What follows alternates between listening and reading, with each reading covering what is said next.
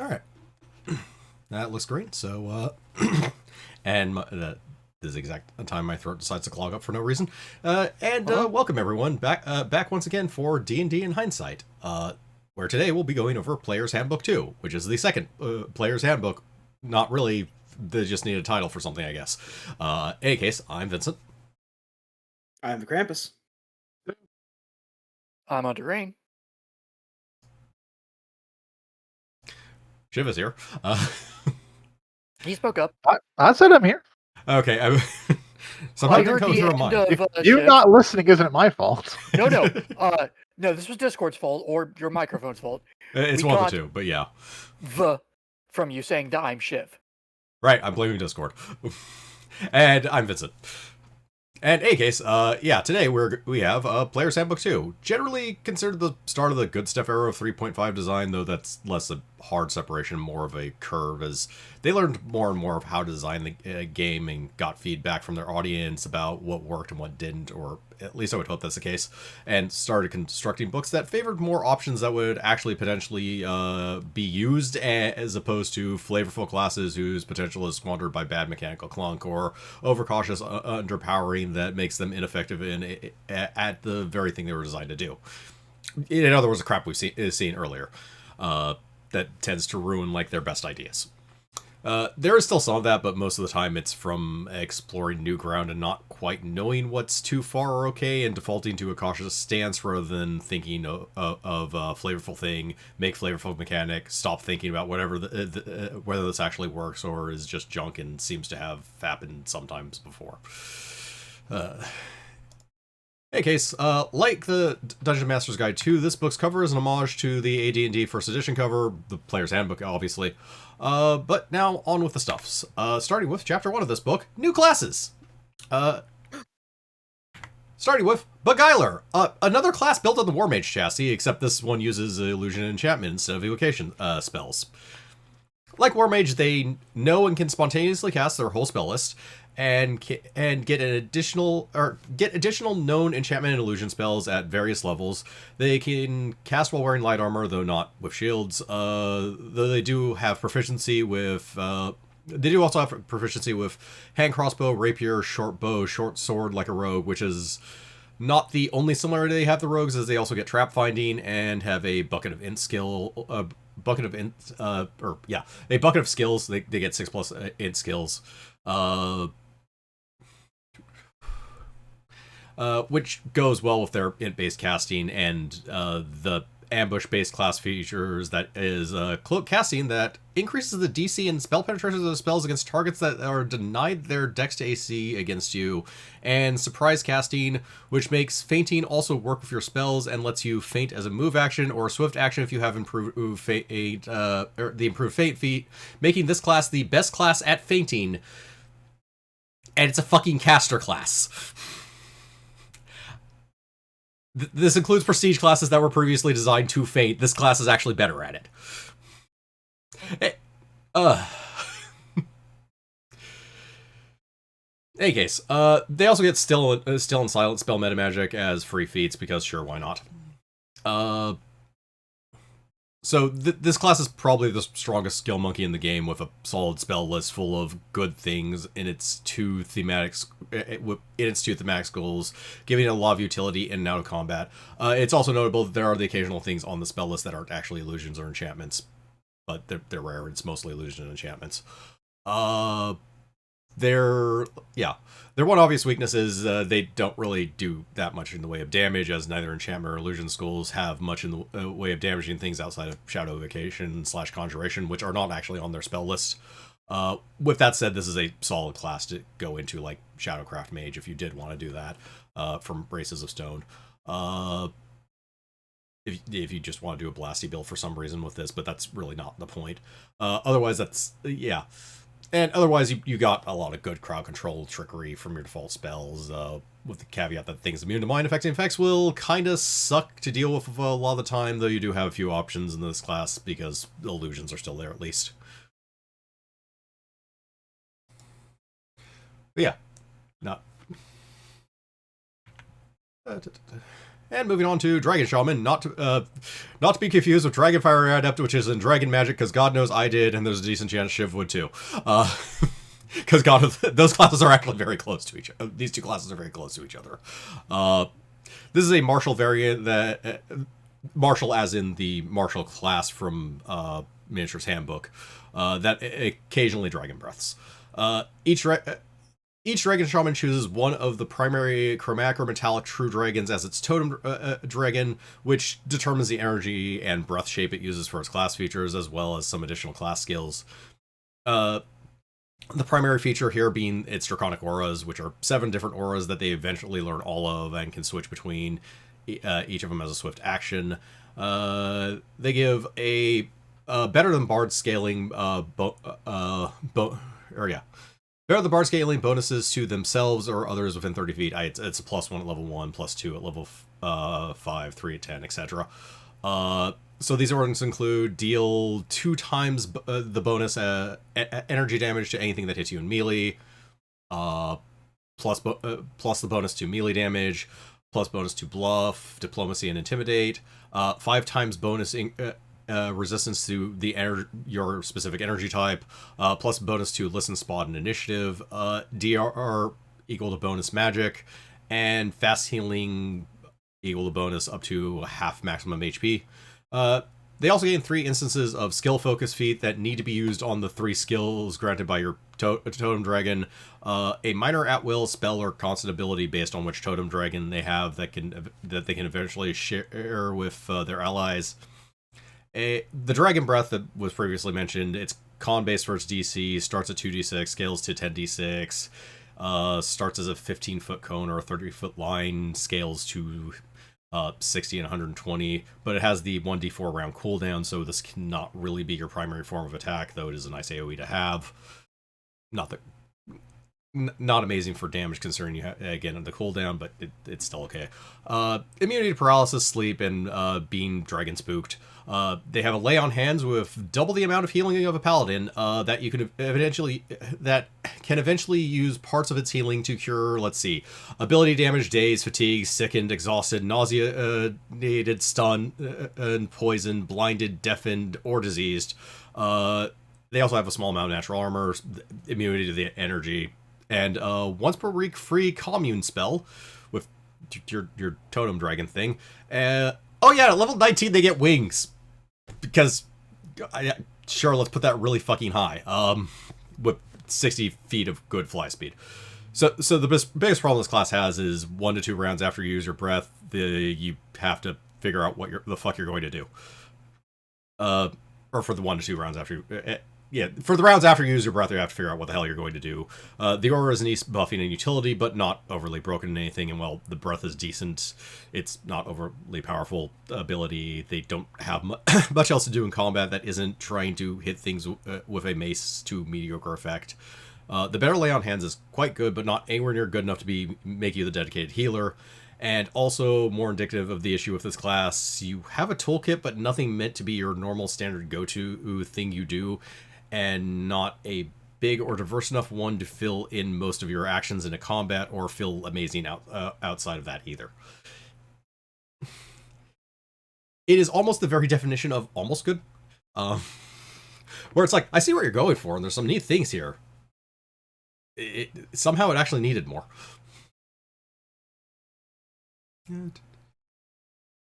Alright, and now on to a favorite, actually.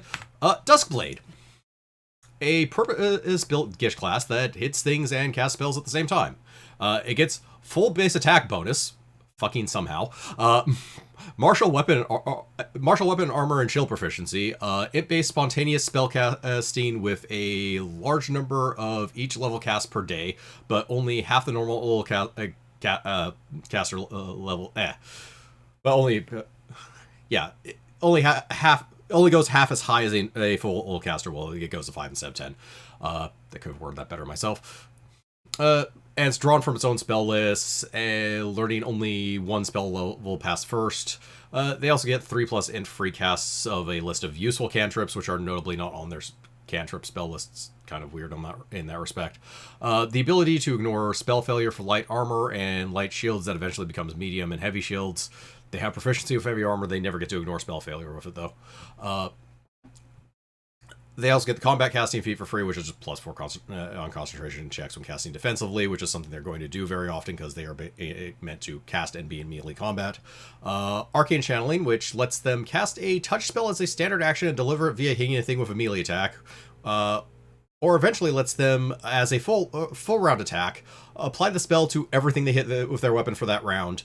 Let's see. The ability to cast a spell is a swift action that eventually 4 times per day, and an increasing bonus to overcome spell resistance against a target you have damaged with a melee attack. So their spell list has a good amount of touch spells to use with the Arcane Channeling, as well as a decent utility and some ranged options as well. The class is so well designed compared to a lot of things that came before that's almost baffling.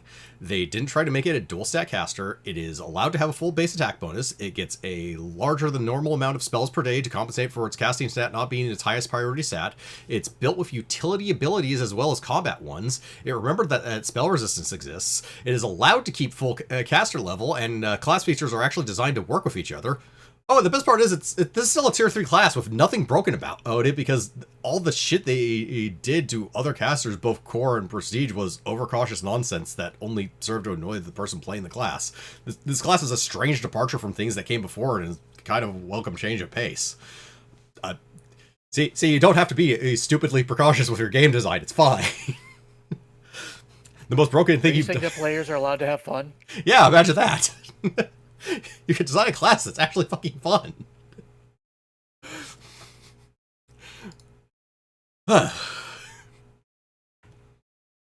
Okay, Knight. No, really, it's just called Knight. I don't know how there hasn't been a Knight core class until now, actually. I was about to ask. Yeah. This leans more on the chivalrous combatant than the heavy cavalryman, and gets its main feature, Knight's Challenge, a bunch of different effects usable half class level plus charisma times per day. Able to only affect enemies with a CR of at least equal to your level -2 and with an int of 5 or higher, and have a language of some sort. You don't have to know their language, but they have to know a language of some sort. All the DCs are charisma based for this class. It is a charisma based martial, effectively. Sort of. Which includes, Fighting Challenge, which is a free action that gives you a morale bonus to will saves, attack, and damage rolls versus the target. It starts at +1, eventually scales to +4. It scales at the same pace as Inspire Courage would for a bard. Test of Metal. A swift action, 100-foot will save or taunt until they are attacked by someone other than you. Call to Battle, a swift action that lets an ally reroll a failed fear save with a bonus equal to your charisma. Daunting Challenge, a swift action, 100-foot range will save or shaken against enemies. Bond of Loyalty, which lets them reroll a failed save against mind-affecting spell or ability. And Loyal Beyond Death, the capstone that lets you keep fighting even past -10 hit points so long as you have a body, using 1 use of Knight's Challenge each round until you run out of uses or wish to stop, and you'll survive if you got back above -10 hit points before you ran out. You also have a Knight's Code that has mechanical restrictions, making it so you can't take the bonus from flanking. You still flank for others, but you just can't take the +2. You can't hit a flat-footed target, and you can't deal lethal damage to a helpless foe. You also get the Mounted Combat feat, increased shield bonus against 1 foe round, akin to dodge, really. Starts at 1, eventually goes to 3. All squads you're threatened are difficult terrain to anyone who begins their turn in your reach. 3 bonus feats from a narrow but okay list. You'll find things, basically. A penalty to all enemies trying to tumble around you equal to your class level. You ignore the speed penalties for medium and eventually heavy armor. An immediate action that lets you take half the damage an adjacent ally would take for them until your next turn. And eventually the ability to take all the damage from an attack once per round. And the ability to no longer automatically fail saves on a 1, which sounds better on paper than in practice. Especially since I believe that is 17 in this class, and its only good save is will. So, yeah, you won't fail that reflex save on a 1, but I don't think your bonus is going to pass it. So this is somewhat of an attempt at a tank, but they let kind of flavor get in the way somewhat mechanically with restrictions on targeting for its taunts, which make you feel like a somewhat weaker fighter. If it doesn't apply, or if it doesn't apply to what you're actually fighting, and the restrictions of needing to be next to an ally you are shielding, which is counterproductive if you're trying to keep foes at bay and protect the squishy caster at the same time.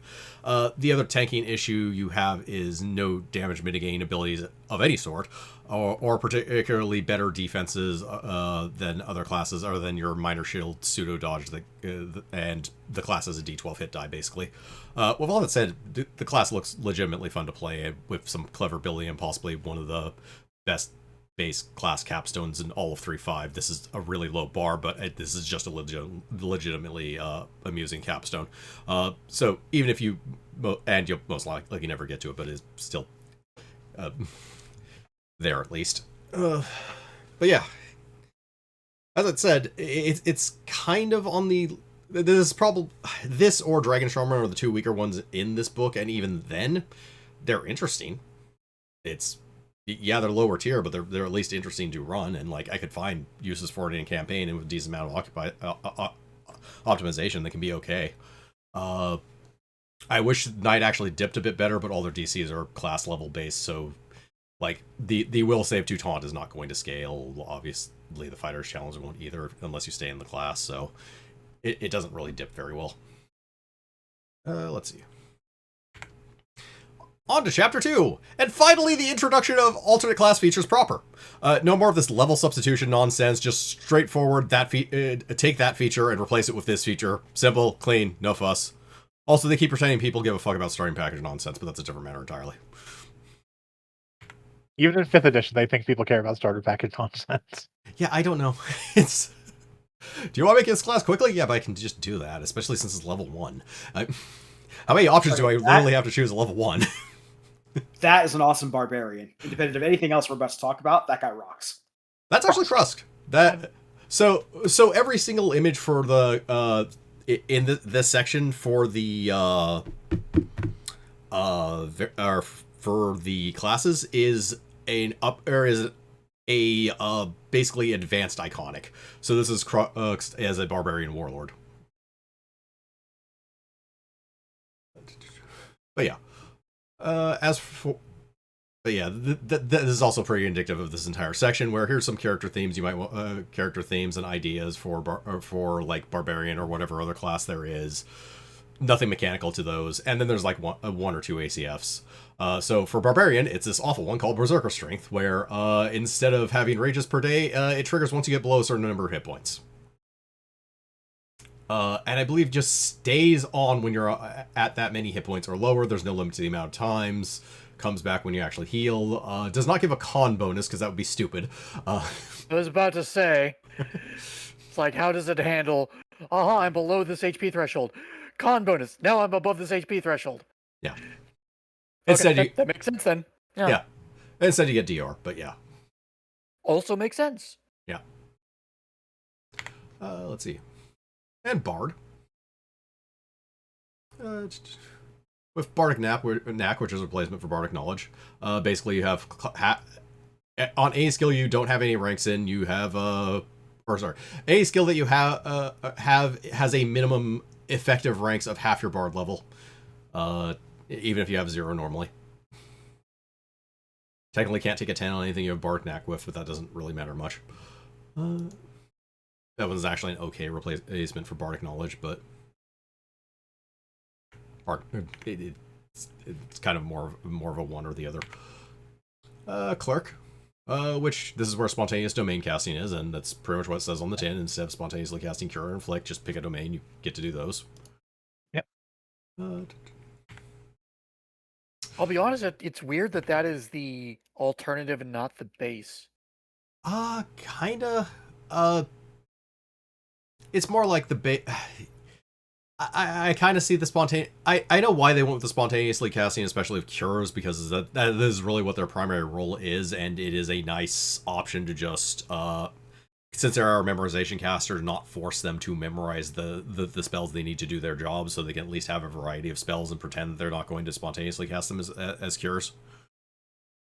It would be a lot better if in the base book they actually had invented swift and immediate action so they could have a better variety of spells as well, but there was still stuff. That's fair. Yeah. Druid, which is the one I actually had to write up, because I have to go over Shapeshift now. So, briefly, let's just go over Spontaneous Rejuvenation here. Basically, they no longer get to spontaneously cast some nature's ally. Instead, can trade out spell. Effectively, this is their equivalent of being able to trade out spells to heal. Basically, it's fast healing for 3 rounds equal to whatever spell level you traded out.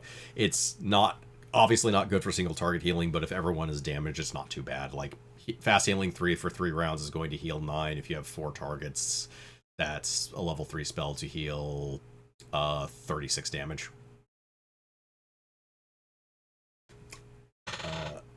Which is generally more than you're going to get from any of the single target heals. This doesn't work very well when you start to get to higher levels or higher level spell slots where you're going to have much better options, including like Mass Cure, insert the blank wounds. But it's still not bad to give them like a spontaneous option. Especially if you're trying not to break the game and just spam Summon Nature's Ally. So anyways, Shapeshift. It's an attempt to replace Wild Shape with something that is far less of a headache, that is still reasonably powerful, but not the dumb nonsense that ignores your physical stats. It also takes away your animal companion, though it comes online at level 1, unlike normal Wild Shape. Shapeshift gives Shapeshift gives you forms which take on a natural appearance of the sort of your choice for flavor's sake, with a growing list of forms as you go up in levels that you can just switch between. Going between them, between your standard self and any of your forms, including between one form or another, is just a swift action. There's no daily limit. You can't cast spells when in a form, not even with natural spell, but only a swift action to switch back to your normal form, so it's not as big a deal as it sounds. And you use all of your base stats except all of your items meld into your form and become non-functional, which means that there is at least some bookkeeping created by this change, though it's far less than the polymorph tomfoolery. The feature also gives you an enhancement bonus to your natural weapon attacks, attack and damage rolls equal to 1/4 for your druid level, saving you some change, honestly. You basically don't need to buy an amulet of natural attack. So, as for the forms themselves, there's Predator form, which has a bite for a d6 plus a bite for a d6 as its natural attack, +4 enhancement bonus to strength, increases your natural armor by 4, has a 50-foot land speed, and gains mobility at level 4. Aerial form, talons that do a d6, has +2 to strength, reflex saves, and natural armor, 40-foot good fly speed, and and gets flyback attack at 7. Ferocious Slayer, which has 2 secondary d6 claws and a primary d8 bite, increases your size by 1 without the normal reach. It's the long one, so basically, if you're medium, you're going to take up 10 feet, but you still only have 5-foot reach. Yeah. You're a horse, not a giant. Yeah, you're a horse, effectively. Yep. But yeah, +8 to strength, +4 to fort saves, +8 natural armor. Note this will stack with Amulet of Natural Armor. It just increases your natural armor by this. 40-foot speed and improved crit with all of your natural attacks. So your natural attacks will crit on 19 through 20, basically, at level 10. So Forest Avenger, it has 2 1d8 slams, +1 size, but they're tall at this time, so you actually will increase your reach. +12 enhancement bonus to strength, +4 to its fort and will saves, +12 to its natural armor. Only a base 20-foot land speed, DR5 slashing, and improved overrun at 14. You're not going to overrun with this form. And finally, Elemental Fury form, which is choose an element. You have 2 2d6 slams, +2 size tall, so it will increase your. It's the proper size increase. +16 enhancement bonus to strength, +4 to all saves, +16 natural armor bonus. You're immune to crits. You're immune to energy associated with the element you chose from this form. That's the you don't need to breathe, and you get great cleave at 18. The choice only matters for the energy you're immune to, basically. Yep. Doesn't do anything else. So this is obviously less powerful than Wild Shape, but that's not a bad thing. And it is far more simple with my only objection is making the items non-functional, which means you have to recalculate stuff based on magic items being removed. Otherwise, elegantly simple how this feature functions, actually. It works reasonably well enough. Let's see, favorite soul, because they didn't just stick to basebook classes for alternate class features. This one, Deity's Favor. I believe this replaces all of their weapon focus and weapon specialization they normally get with the class. Let's see, whenever you cast a spell, choose an ally effect, including yourself to gain. Your spells come with temporary hit points. And beginning at level 12, grant those temporary hit points to any number of allies affected by the spell, not just one.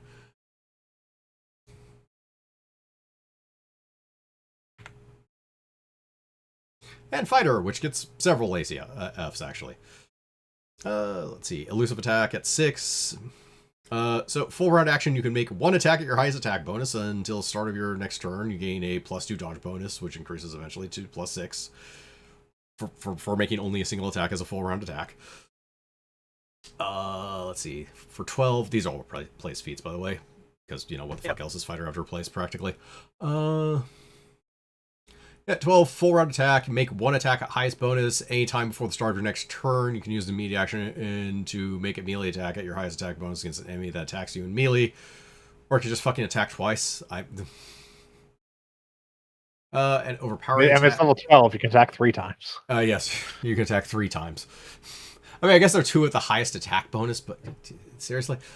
And 16, which is also awful, but at least amusing, and I could almost see something with this one. So, full round, you make one attack at your highest attack bonus.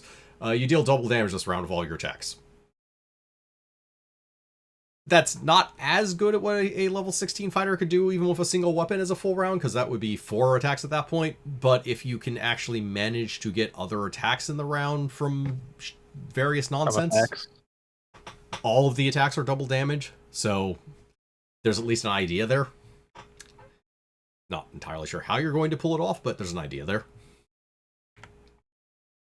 Hexblade, who gets a feature that is objectively better than the familiar, because that's a very low bar since it's a half-level familiar.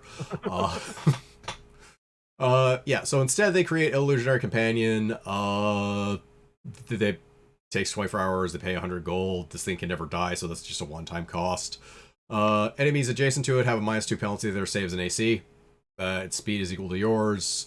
Acts on your turn. Does not basically fucking exist. Can't be harmed in any way or anything. Any creature can enter its square without restriction. It has to occupy its own space for debuffs to have effect, so you do have to move it out of things, but other than that, it's immune to everything. It's treated as a spell before your Hexblade level can be dispelled, but automatically reforms in 24 hours if somebody wastes a dispel on the floating debuff, basically. It's actually a legitimately decent class feature. This doesn't make up for Hexblade being Hexblade, but it's actually a legitimately decent class feature.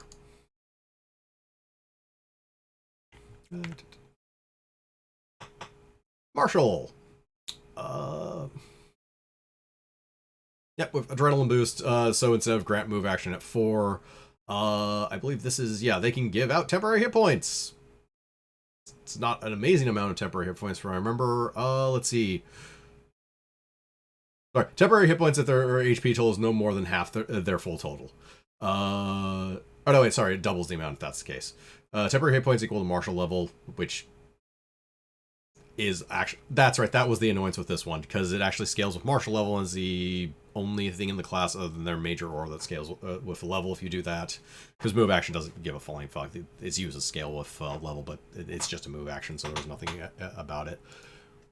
It's an okay feature if you're sticking around in martial for 20 levels, I guess, but it really is just a 4-level class, honestly.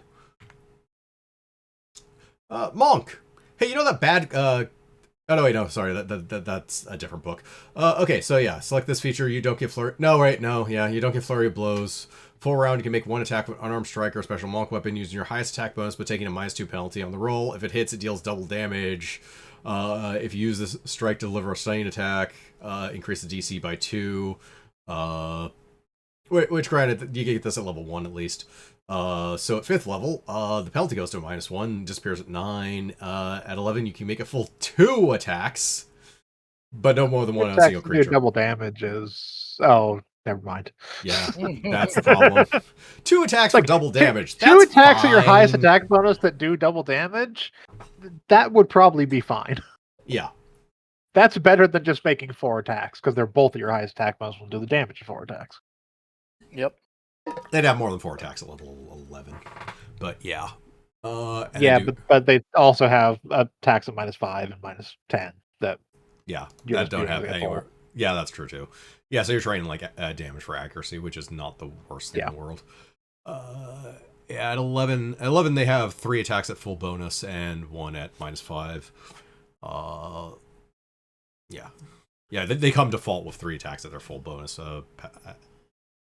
Pass a certain like that one, but really pass more the at fighter 11 one makes me want to think about how you can do a build that's designed around taking attacks of opportunity.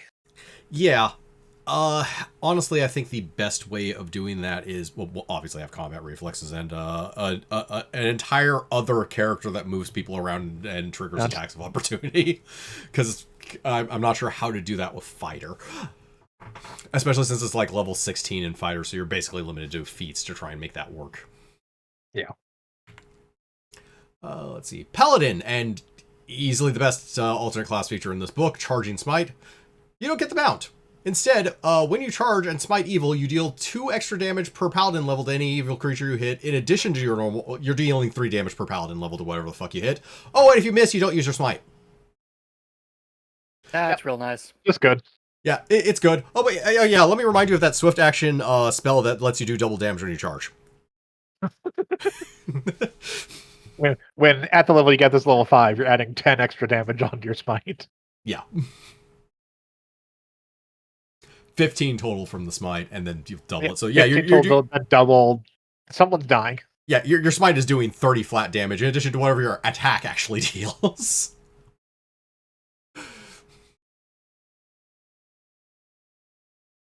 Let's see. For reference, if I'm just to look for a random challenge rating 5 monster, I'm going to have a hard time because I'm just clicking at random through this book.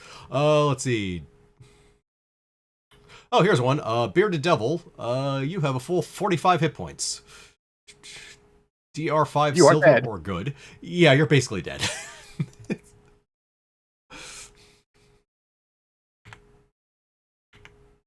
Yeah, because he'll be doing like, it's realistically if you'll have a 2-hander, so it would be strength and a half, so 3 times your strength and damage. Plus, let's say you went heavy into charisma, not strength. You could end up like a 14 strength, 15 strength. That would level 4. Maybe you got a stat item. So you're like 16 now. So that's 9 damage from actually strength and a half. That's doubled. So yeah. Mm-hmm. So that'd be like 8 damage from strength. Then like plus you're probably using a great sword, so like 46 worth of dice damage. Plus one's would be another 2 damage on top of that. Yeah. And then you can also just power attack. And then you can power attack, which would be -2 attack at that level for +4 damage, become plus 6 damage because you're 2-handing, which become +12. Yeah, no, you're straight up exploding that devil. Yeah. Explode that devil. All right, Ranger. Let's see. It gets distracting attack, replacing that half-level animal companion. When you hit it with a weapon attack, whether it's melee or ranged, that thing is just considered flank for your allies.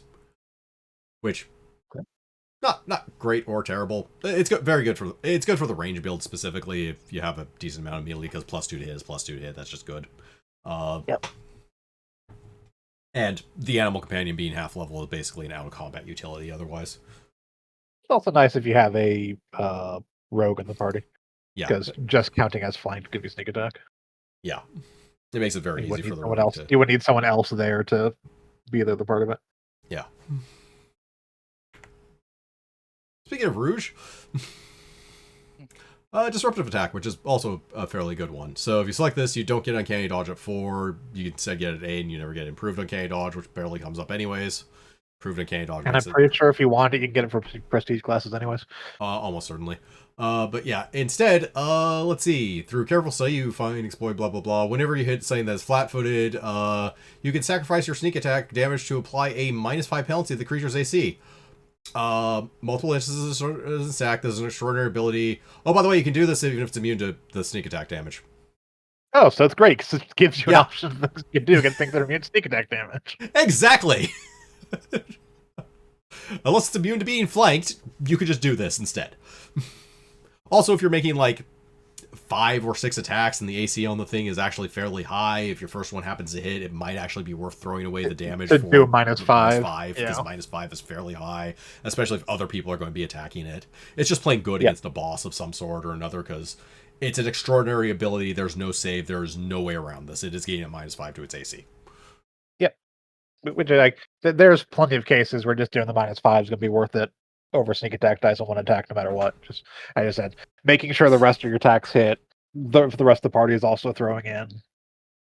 You know, -5 is a 25% swing on chance to hit across the board for everyone. Yeah. So just good. Scout! Because, you know what we need to do with Scout? How about we make it worse? Say, it can't go that much worse. So you're giving up your fast movement and evasion. Let's see. You gain a climb speed equal to half your planned speed.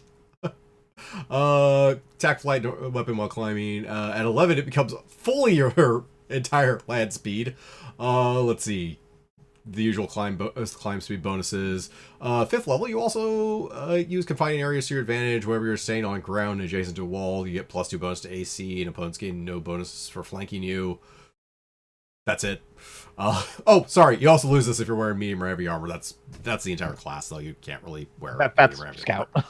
Yeah, that's Scout anyways. But it's like, yeah, no, I'd rather have the fast movement and evasion. Yeah. Yeah. Pretty much.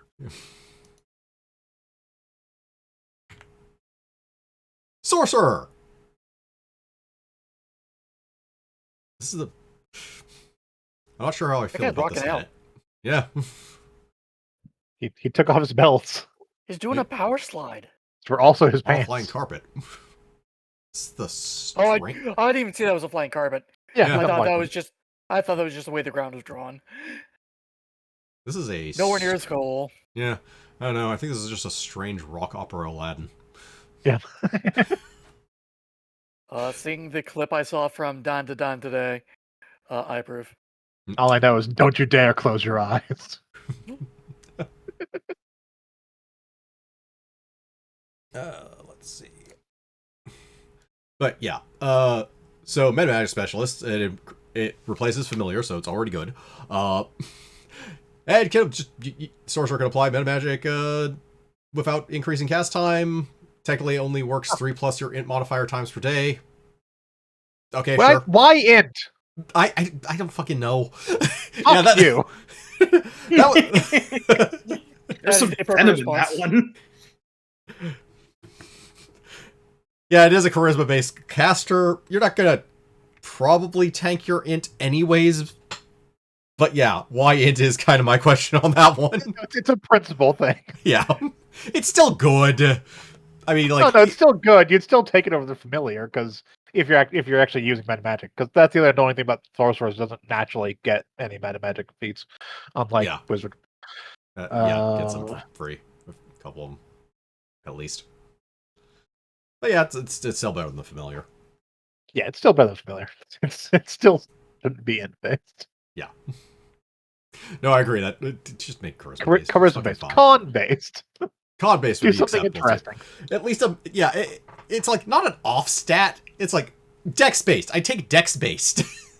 Yeah. It's like I can't figure out a way to make it make sense for dex based, but I'd rather it be dex based.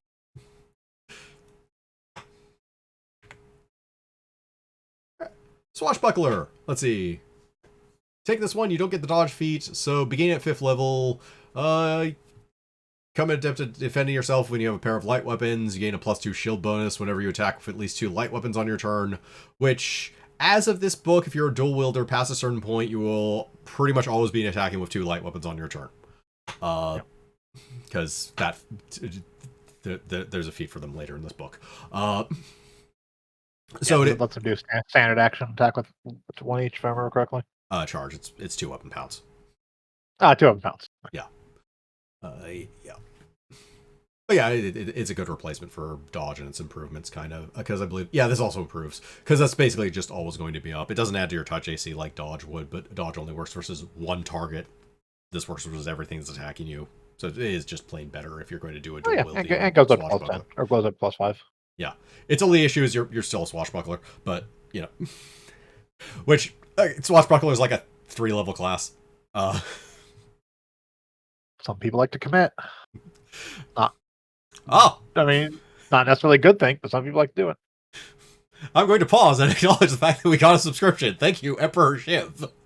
Thank you for noticing. Yeah. Yes. We're affiliate now. By the way, we're not affiliate, but we are monetized.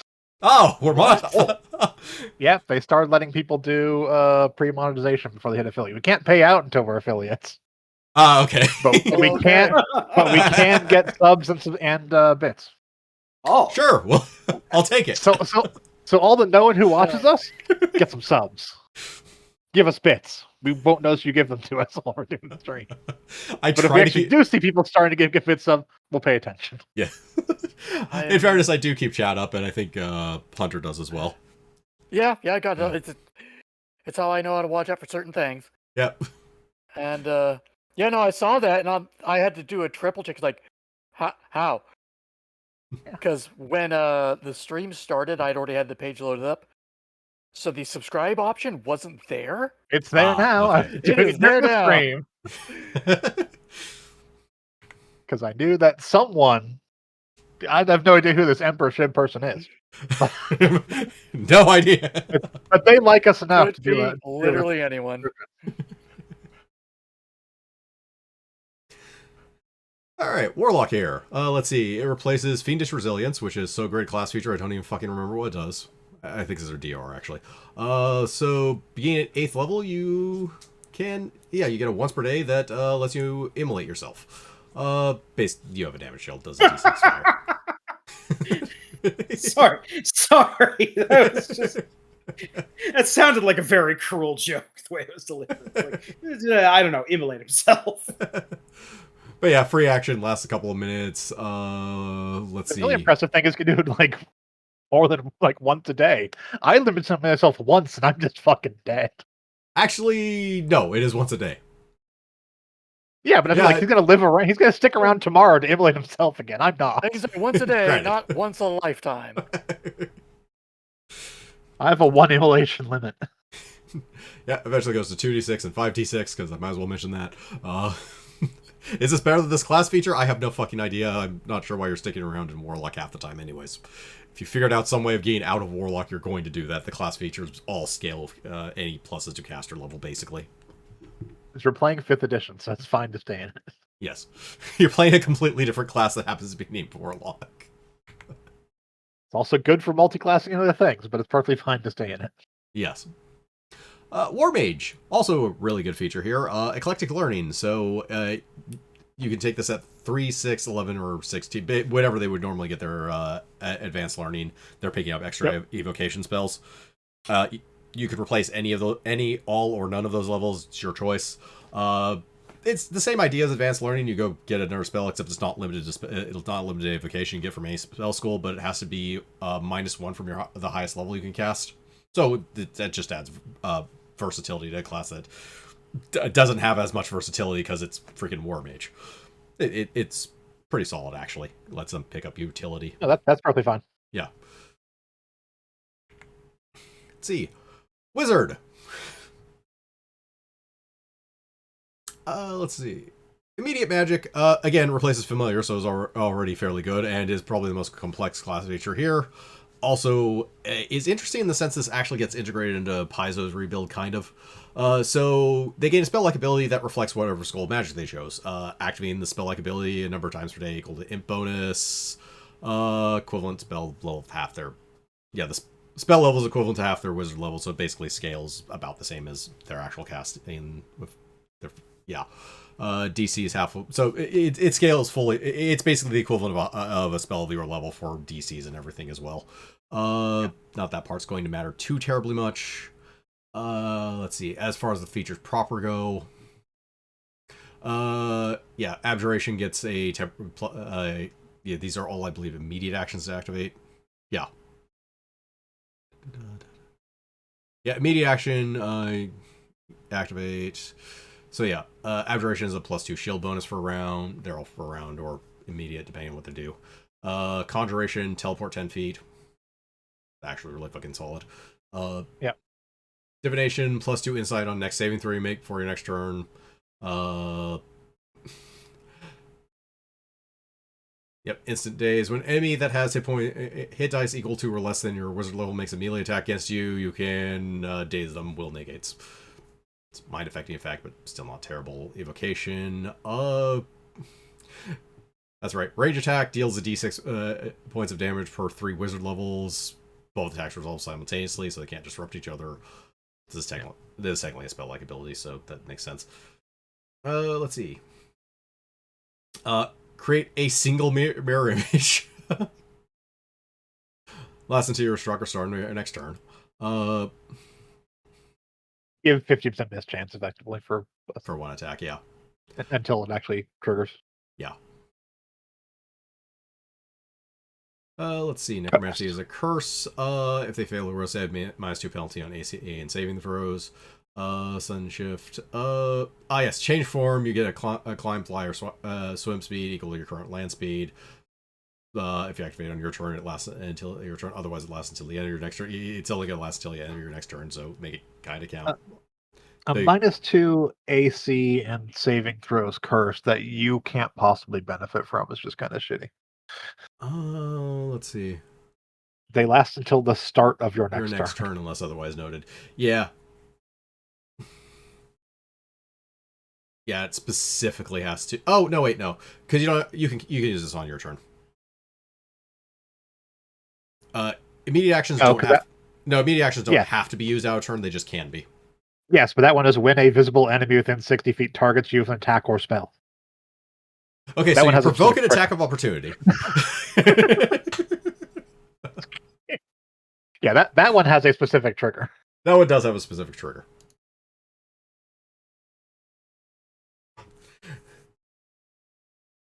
Yeah, that I don't know. I'm not sure if I would even do Necromancy as a wizard, considering Dread Necromancer exists at this point. That is true. You do have a dedicated Necromancy class on 3.5. Yeah. I will be right back. Yep. I mean, there's some really good ones there, like the immediate action teleport is great for like, oh, I got charged. I teleported 10 feet away. Yeah. Get fucked. I think if they have movement, they can continue, but you could also just teleport off to the charge side. Has to be a straight line. Charge has to be a straight line, yeah. You teleport past them. Yeah. Teleport. Well, you can't. It's 10 feet, so. That's true. You do have to charge to the closest space, so you can only get past them, per se. Yeah. But you can definitely just teleport to the side, and their charge immediately breaks. Yeah. Okay, feats. By feats, I mean, oh man, there are a lot of fucking feats. Seriously, there are a lot of fucking feats. It's a player resource book. It's gonna have feats. Oh yeah, like they came up with a lot of feats for this book.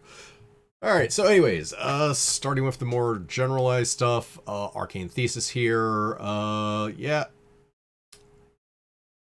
Just choose a spell to be your thesis. When casting it, you're +2 caster levels. When you apply meta magic to it other than hide and spell, it uses one slot lower than normal. Yeah, so you can just apply meta magic really well to one spell, and it's got a slightly higher caster level.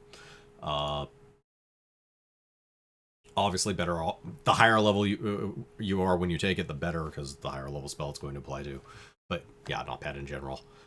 Combat acrobat. Let's see. Yep, several feats. Let's see. Most notably, effect will cause you to fall prone. Make a balance check in order to remain on your feet.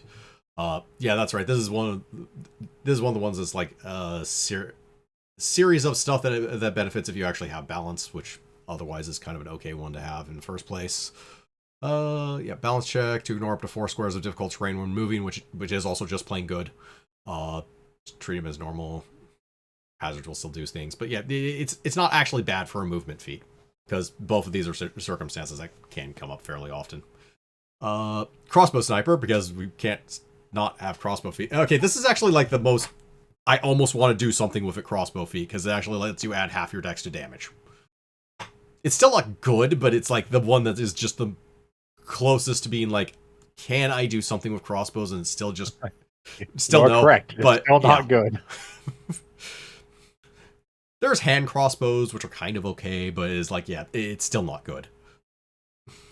Let's see, Indomitable Soul, which is also a placeholder because there's one for each of the different. It's the same idea. It's endurance and insert whatever base feat that was +2 to bonus 2 save. One, yeah. Yeah. So let's see. This one is will saves against mind affecting or fear effects. You have advantage basically. Take 2d20 and take the higher of the 2 rolls. I think there were similar ones for the other two. I could be wrong on that. Overall, that's actually nice because most will saves are going to be versus mind affecting or fear effects. I think that covers 90% of will saves, actually. Let's see. Fiery Fists. Also, yeah, more stuff to do with Stunning Fists. So, swift action expends Stunning Fists to just straight up do a d6 fire damage of all your unarmed attacks for the round. And gives you an extra use of Stunning Fist. And Monk with Stunning Fist can select this as their bonus feat at level 2. Even though they don't meet any of the other prerequisites. Let's see, fiery key defense, swift action, stunning, blah blah blah. Anything that strikes you melee takes a d6 fire damage. Same clause. Let's see. Also, you can take this at level 8 as your bonus feat, although it's competing with Key Blast, which is not good, but it's amusing. So 2 actions to use your Stunning Fist as a move action to create an orb of raw key energy that you can then throw as a standard action with a range of 60 feet. Deals 3d6 plus wisdom modifier damage. Key orb is a force effect. You have to throw. If you fail to throw it before the end of your turn, it dissipates harmlessly, so you basically have to stand still and throw a fireball. Again, gives you an extra use, and again, this one's also, you can take it for free at level 8 instead of what the other feat you would take at level 8 as a monk, which the fuck were the level 8 monk feat choices? Wait.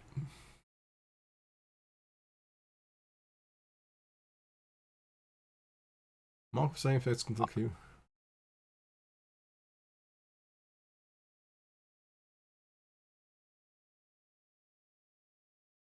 Okay, where are your bonus feat class feature? Because that doesn't.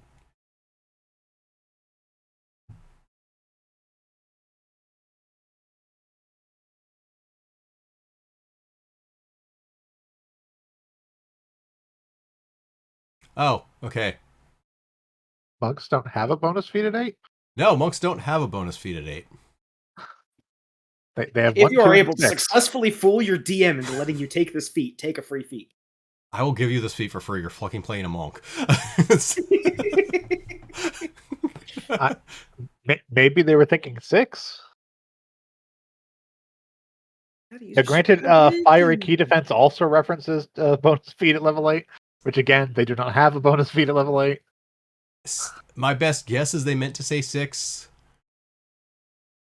Yeah, so they do have one at 6.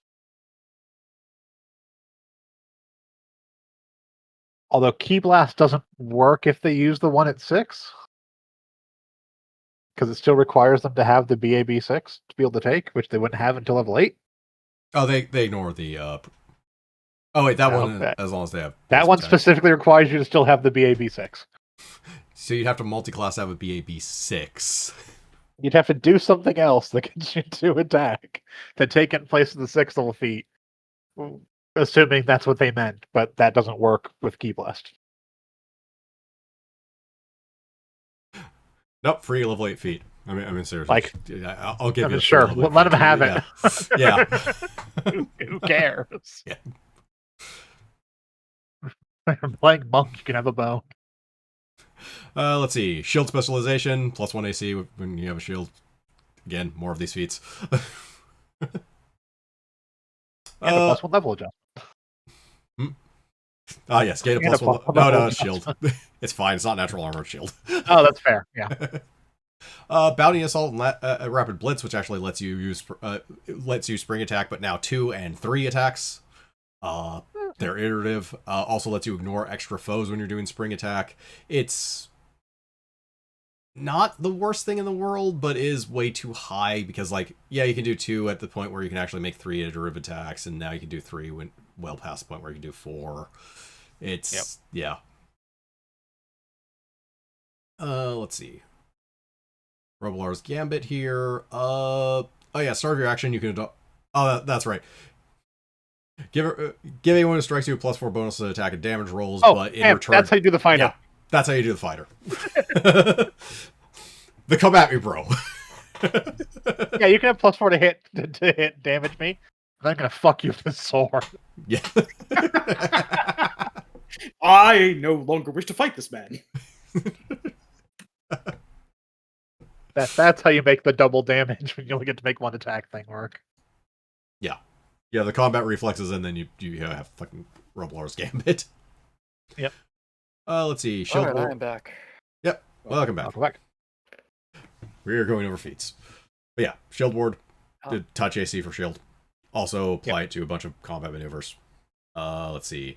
Steadfast Determination, requires endurance. Use Constitution instead of Wisdom for your will saves, and you don't automatically fail Fortitude saves on a roll of a natural 1. You probably still fail Fortitude saves anyways, but... you probably still do, but nice to say that. Like, okay, the highest you could have base is a +12 at level 20. Stat and magic items from stuff is still not going to get you over the edge on that. With that said, this is actually a nice one. If for some reason you have endurance, which is the real tax on this one, because endurance is not a good feat, but if you do have that one, this is actually a decent feat for. I no longer have to care about my wisdom modifier at all, really, or my wisdom stat. You can actually dump wisdom for once. Let's see. Short half, which is a nice one, which is a nice one for Polar specifically. Swift action, you lose benefits of reach, but can now hit things that are adjacent to you. And can switch back and forth basically just as a swift action in case you don't want to do the 5-foot dance or just can't. Or doing something strange. Let's see. Intimidating strike, standard action, make a single attack against foe, subtract any number from the attack, becomes a modifier on an intimidate check, bonus equal number subtracted. Succeeds, they're shaken for the rest of the encounter instead of the 1 round that would normally be from the intimidate check.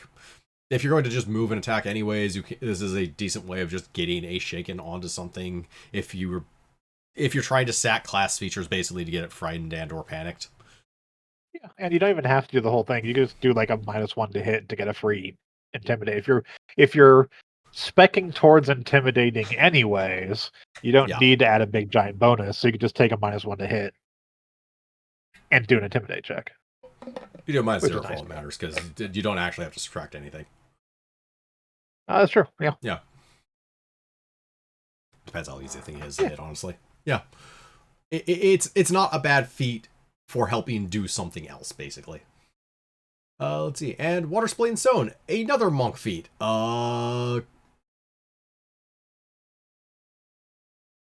Okay, yeah, you can just select it as a feat. It doesn't, you don't get it as a bonus feat at a certain level. But yeah. +4 or bonus on damage rolls when you make an unarmed strike against an opponent whose damage reduction is effective against your unarmed attack. Oh yeah, this one's just plain fucking good. That's right. Here, you get +4 damage as long as it actually has damage reduction. So basically you overcome 4 of their damage reduction.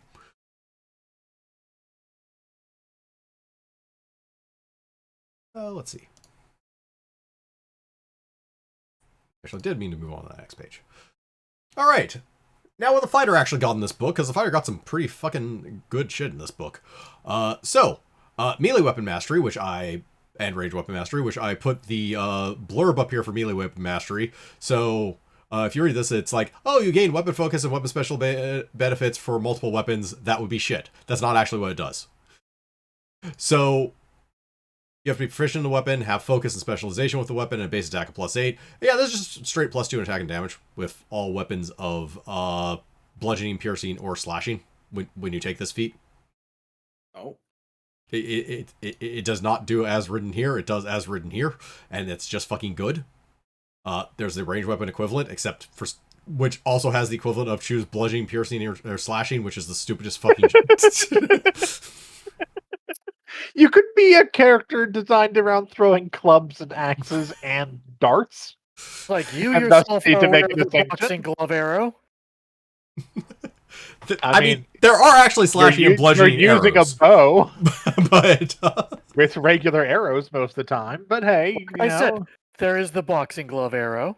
maybe you specialize at fighting with the chakram because you're trying to kill Shar Aznable. Yeah, that's a thing. So also attached to these feats is the crushing strike, driving attack, and slashing fury, which are basically specialized things depending on which type of damage you're dealing. So crushing strike is every time you hit something in a full round attack with a bludgeoning weapon, you get a +1 on the next attack, a cumulative +1 on the next attack. Driving attack, which, let's see, full round action, make a single attack with piercing weapon and bull rush, and who cares.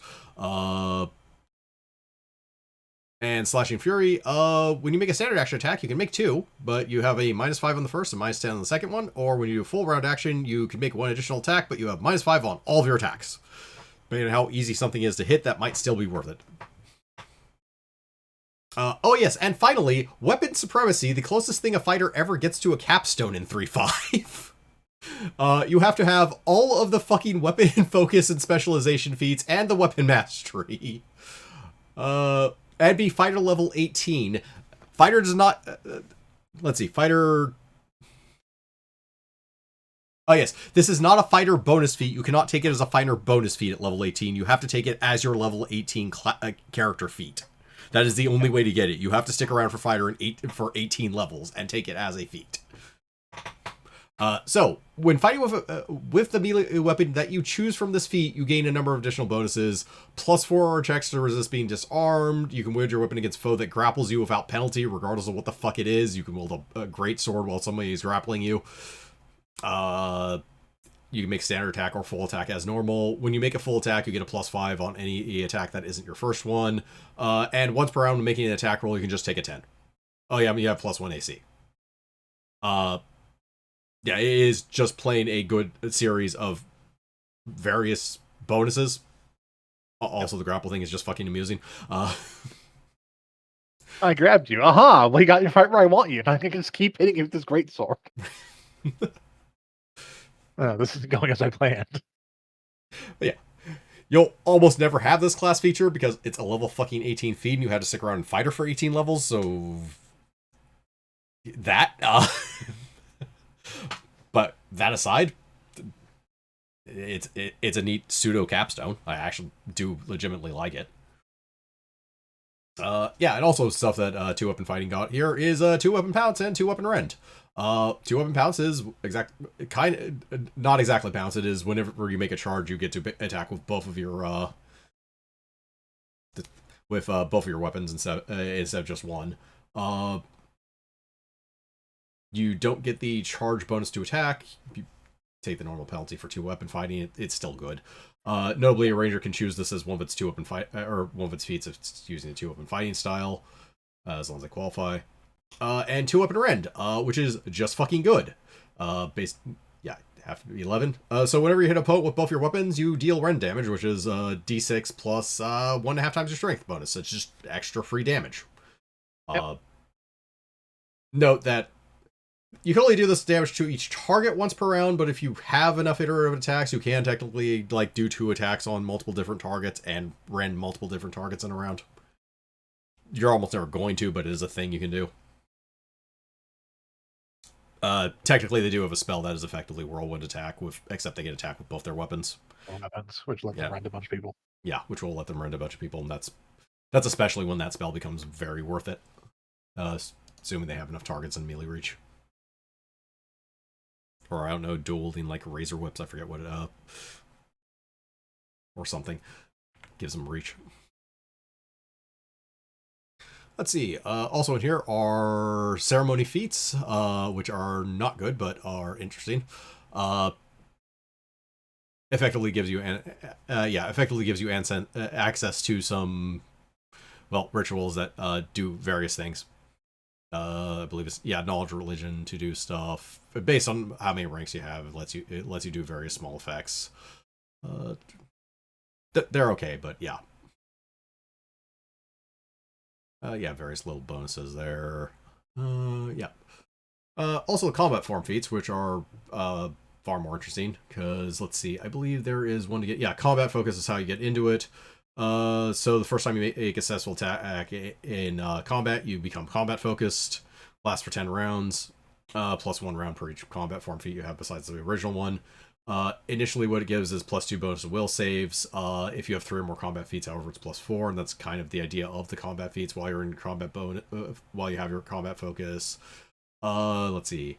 Change target or dodge, new opponent has immediate action. You have 3 or more ranks, gain plus 1 additional bonus on dodge. Various little things like that. Basically, stuff that scales with the number of combat feats you have and work while you're in combat form. Yeah, and then combat strike, which requires multiple other combat form feats, is kind of a theoretical capstone to this whole thing. Yeah. Gain bonus on attack and damage roll as a swift action, and you end your focus, but gain a bonus on attack and damage rolls for the rest of the round, equal to the number of forms you have. And notably, they're all fighter bonus feats, so you can go to. It's an option for them, basically. Yep. Also, more divine feats, same as they were in previous books. Requires turn undead. You spend turn undead to do various things. And there are some decent ones, like Divine Fortune is just plain good here. It's immediate action, plus 4 bonus on your next save. Aliation on that one is Divine Caster 5th, so you actually have to be a Divine Caster, unlike normal. Unlike I'm Paladin, I'm just gonna fucking grab these because why not? Granted, if you have practice spellcaster as a Paladin, you can get this. You can get this normally. You don't have to wait till level 10 to have a Divine Caster level 5. But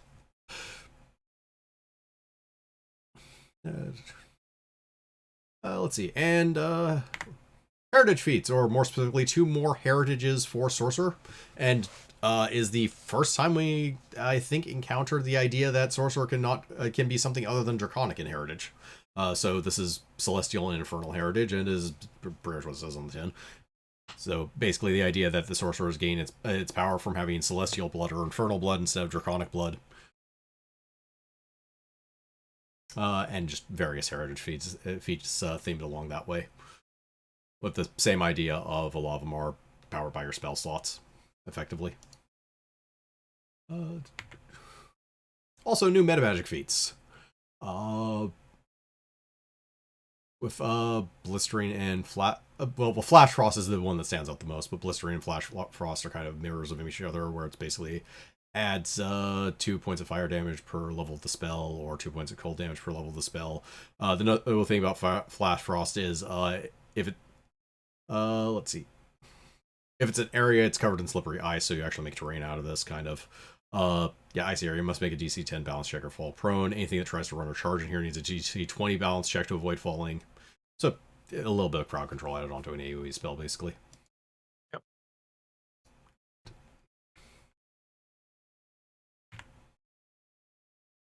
And we're not done with feats yet. Here's some more tactical feats, and like tactical feats, they mostly suck, but Blood Spike Charger was amusing as hell. Notably, so this one, it works on the idea that you have spiked armor and spiked shield and are using them together, kind of as a weird dual wield thing. Notably, charge action while wearing spiked armor and carrying a spiked shield or nothing in your hands. You just throw yourself into them. Successful attack of either of them deals extra damage equal to twice your strength bonus, and you can attack with both of them if you have both of them. Each one benefiting from the strength bonus. So actually just gives you a variant of 2 weapon pounce. Yep. That's better than 2 weapon pounce on its own. Also, it has a couple extra class features, or a couple extra little bonuses, because why not? It's a tactical feats. That's how tactical ones work. Okay. I had enough for feats, finally. On to spells! Oh man, are the spells.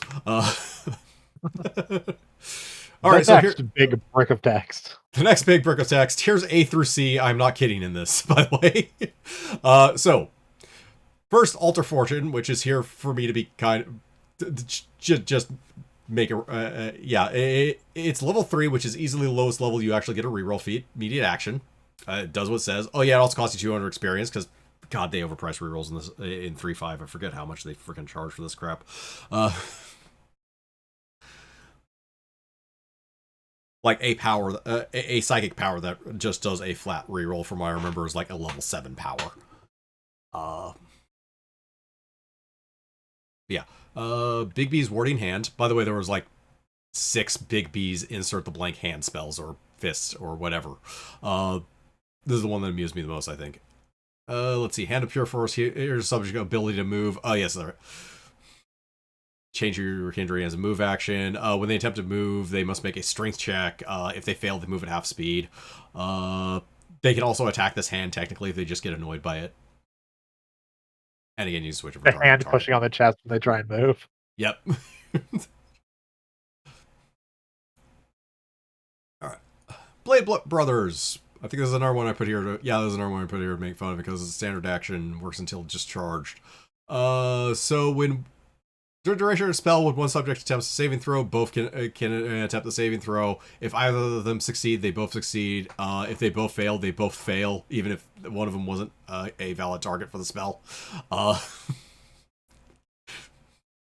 Like, you had an idea there, but... Oh yeah, it's also standard action to do this. Let's see. Blessing of the Righteous, which was just plain good. So you and everyone within 40 feet gain a additional d6 points of holy damage and are considered good aligned. No, that is just straight holy damage. It doesn't care whether what you're attacking is good or evil or whatever. Yep. It's a solid combat buff if you have a heavy melee party. Let's see. Blinding Color Surge. Ah, yes. Oh, yeah, this one was actually amusing. So, target creature will save or blinded. Whether it saves or not, you're also invisible for a round per level. Oh. Cute. Yeah. Also is one of the Beguiler spells, so you just have that if you're a Beguiler. Let's see. Call of Stone, which... This was... No, that one's later. Okay, yeah, must make a fortitude save each round for the duration, or they lose 10 feet of speed. Duration is 1 round per 2 levels, and a -2 to their dex. Speed ever drops to 0, they can't move. If they fail 4 or more saves, they just transform into stone. It's the fact that it's a lingering effect is actually what makes this good, because it's just like... If you know you're going to be fighting a boss for a decent amount of time...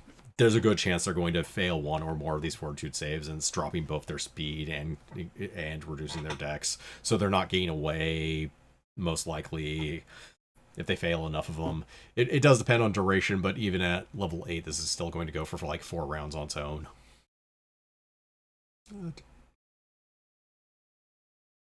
Bones of the Earth. Okay, this is the one I was thinking about when I saw Call of Stone. Yeah, so... Let's see, lasts for a round per 2 levels as well. You gain, yeah.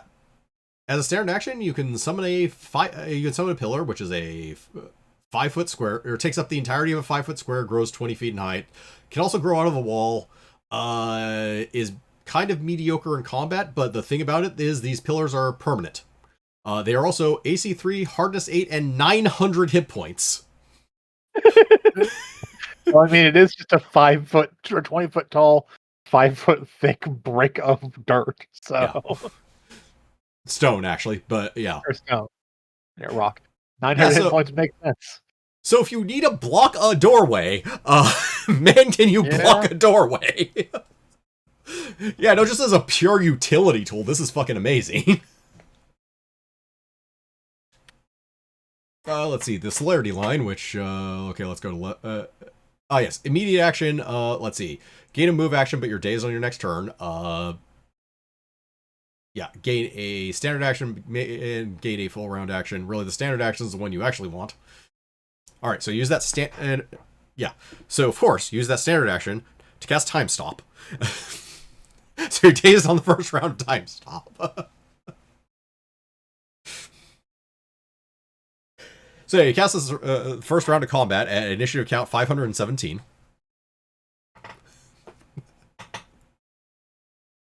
Throw a bunch of delayed blast fireballs, and then say go.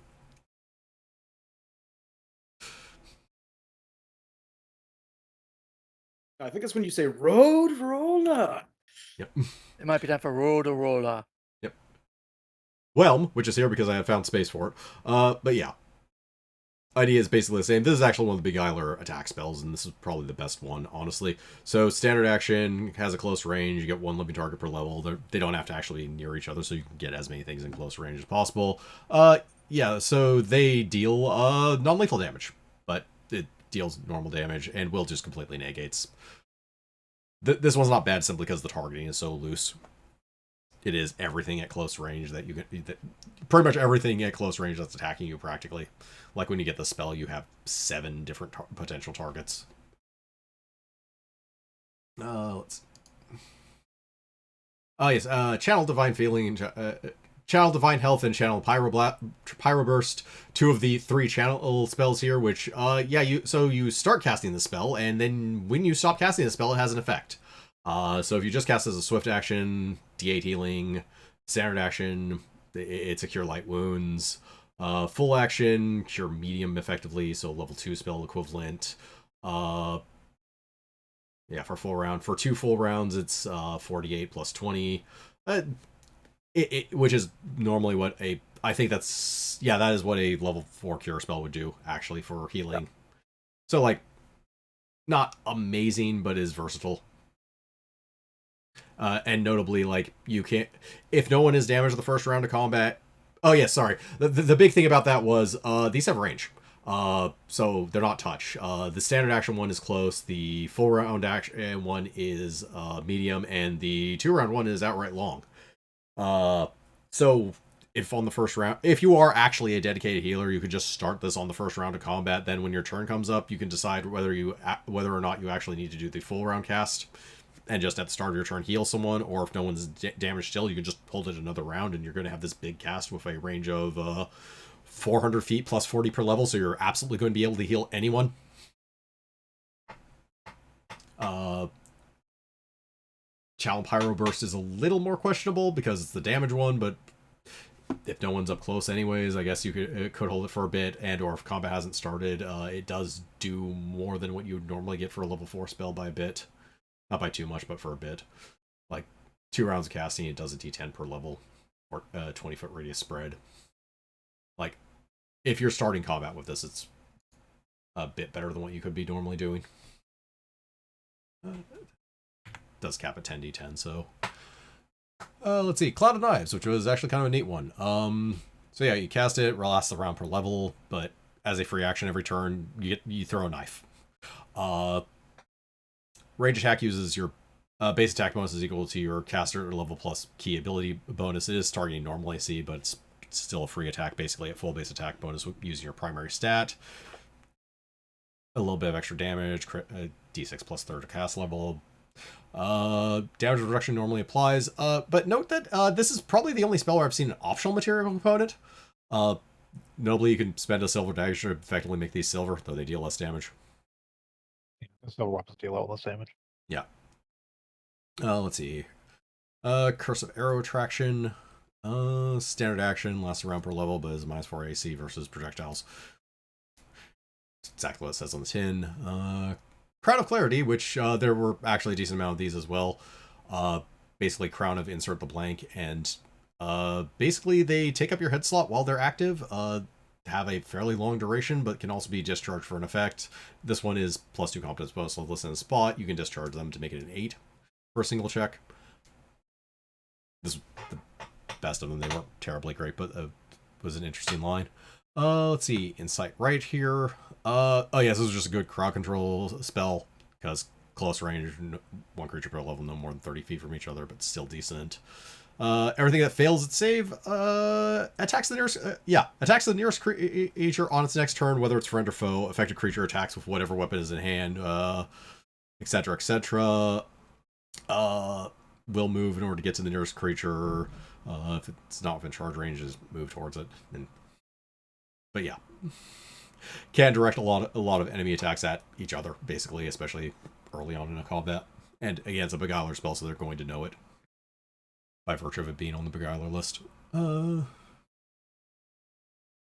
Crushing Grip. Let's see, 1 round. Oh, yeah, this is one of the C-text ones. When you start casting the spell, the target takes a -2 penalty on attacks, rolls, checks, saves, and AC.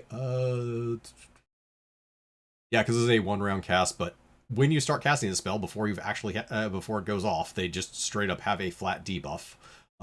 No save on that. And a -20 penalty, which includes a -20 penalty to their speed. Or 20-foot penalty to their speed, which means they if they're a standard creature, they have a movement of 10. They're not getting to you.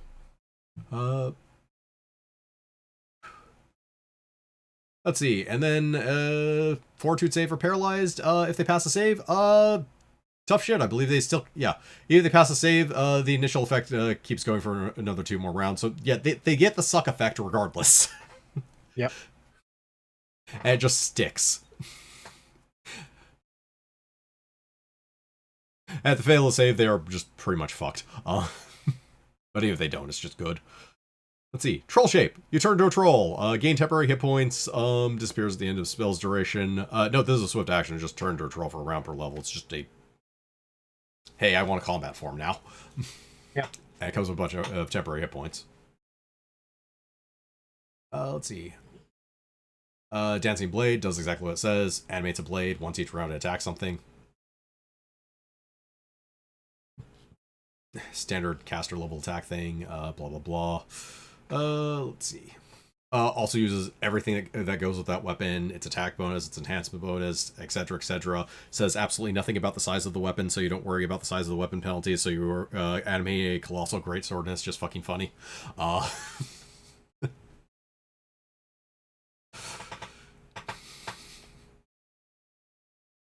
Let's see. Hunter's Eye.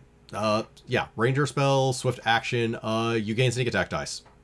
D6 sneak attack dice per 3 caster levels. Stacks whatever you have if you already have them, but it's a ranger spell, so probably not. Assuming you have actual practice practice spellcaster, it's good. If you don't, it's not, because it takes quite a few levels to get all that many dice. Let's see. Yes, Dimensional Step and Dimensional Shuffle, which are multiple creature teleportation spells. Dimensional, yeah, one creature per 3 levels, no 2 of which are more than 30 feet apart. And yeah, y'all teleport. Dimensional Shuffle is a lot more interesting, mostly because this is straight verbal. So if you actually want a spell for moving people around in combat that also happens to have the added benefit of it will get you out of a grapple, because you can't use somatic components in a grapple, but if it doesn't have one, you can just cast a spell. As long as you're not pinning, I'm pretty sure they're going to cover your mouth. They can cover your mouth if you're pinned, but that's generally they can't pin in the same round they grapple you anyways. So from what I remember, it tends to take an extra round. We'll probably go over that later when we actually go over Rules Compendium, but yeah. Let's see. Divine Retaliations, Swift Action, lasts a round. This one was, oh yeah, grants a divine weapon. Anytime you're struck in melee, here's a divine weapon that will attack whatever. Notably, it will use strength because this is a paladin spell as well. But yeah, basically gives you a pseudo provoke attack of opportunity every time you're hit in melee for a round. Yeah. Stand. Level 1 spell. You stand up, or the target stands up. It's an immediate action. Simple, straight, and no fuss. It's actually not a bad utility level 1 power or level 1 spell to have. Dragon shape, like troll shape, except dragon. Also, they actually, unlike troll shape, they provided the stats for the dragon. So here's a mature adult red dragon.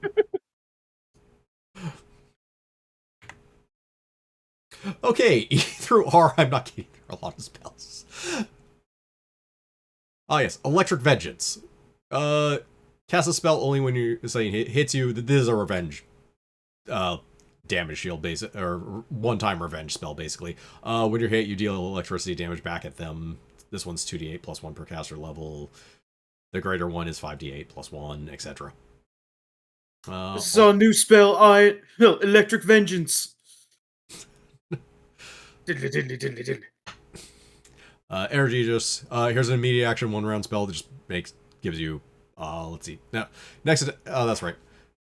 Just gives you resistance to a single energy type 20, so it's likely to prevent most of the damage from anything that's dealing energy damage, basically, as an immediate action, which is not terrible for a level 3 slot, actually, especially at higher levels.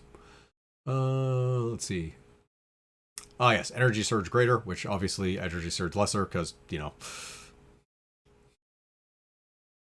Interestingly, there was no Energy Surge. From what I remember, there's only lesser and greater. Yeah, imbue. But yeah, swift action, 1 round, imbue weapon, does extra damage, 1d6 or 3d6. Notably, these are only sorcerer wizard, so you have an interesting build if these are useful. They're doable, but it's an interesting build if these are useful. Let's see, Etherealness Swift. You turn Ethereal as a swift action, lasts a round per level, then you and then you just run through walls, basically. It is very much a getaway spell. Menacing Tentacles, standard action, straight up use, much like the other ones that give you free action attacks, this is another one, except it's 2 tentacles.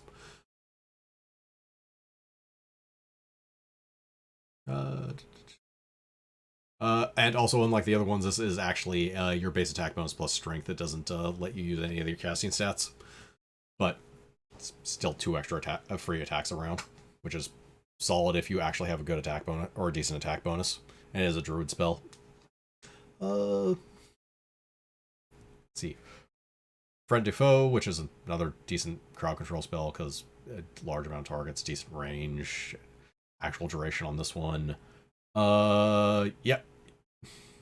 Make friendlies look like enemies, so yeah, anyone who fails the will save will turn on the closest ally attacks until the first time they deal damage to them, in which case the spell ends. Halt! Immediate action. They stop.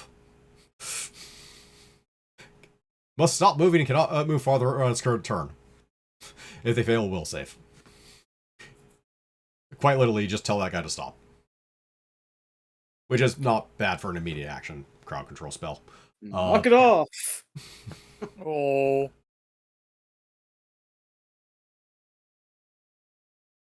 Yep. Hesitate, similar idea here. Immediate action, target a person. If they fail their will save, they take no action on their turn other than a move. Take nothing other than a move action on their turn. So just, yeah. Actually lasts a round per level. They'll still defend themselves. No, they get an extra save every round as a swift action, but still, if you get even 1 turn out of this, it's solid. Yep.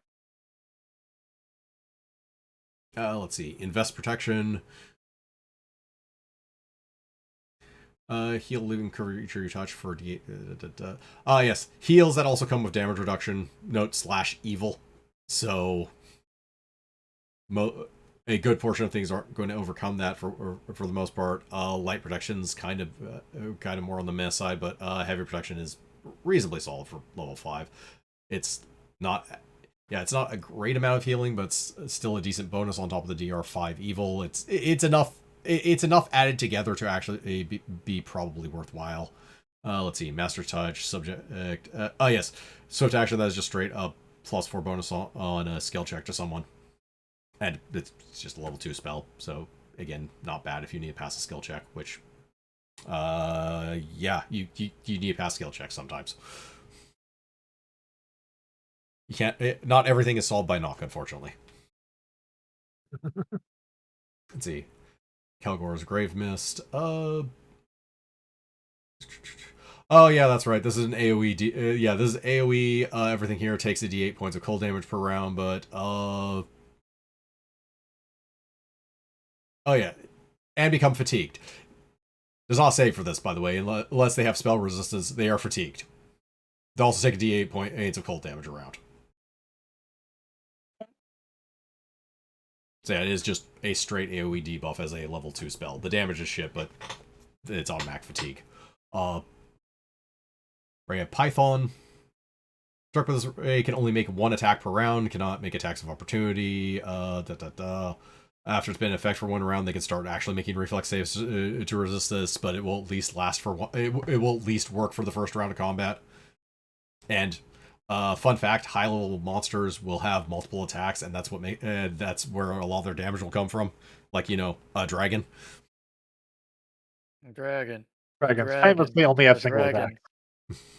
Certainly not like a tail slap and like 2 wings and a bite and some claws and. Well, no, you see, the dragon took some feats, or took levels of fighter, so he only makes one attack as a full round action. We're also and dead because you to hit him. We're also dead because he has 16 levels of fighter on top of being a dragon. We're just fucked. Here, come and hit me. I'll give you a +4 to hit and damage me. Nothing bad could possibly happen to you. This seems like a trap. Okay. You know what? I'm just gonna leave. Come into my jaws. Nothing bad will happen to you.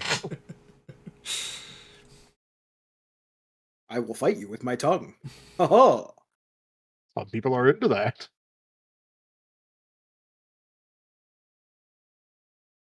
Yes, Mark of Doom. Standard action lasts around per level. They don't get a save. They don't get spell resistance. So yeah, they take the target here takes a d6 points of damage each time they let's see, cast a spell that causes damage or disables a creature, makes a melee or range attack, or uses a spell like or supernatural ability. It's really the fucking melee and range attack thing. Like this can be a fairly large amount of damage fairly quickly on something that's going to be doing a bunch of full round attacking. Because it's a d6 every time they attack. And notably, it's only a level 2 paladin spell, and it may or may not be a swift action later. We'll talk about that much later, though. Let's see, regroup. Let's see, standard action, teleport everyone to you.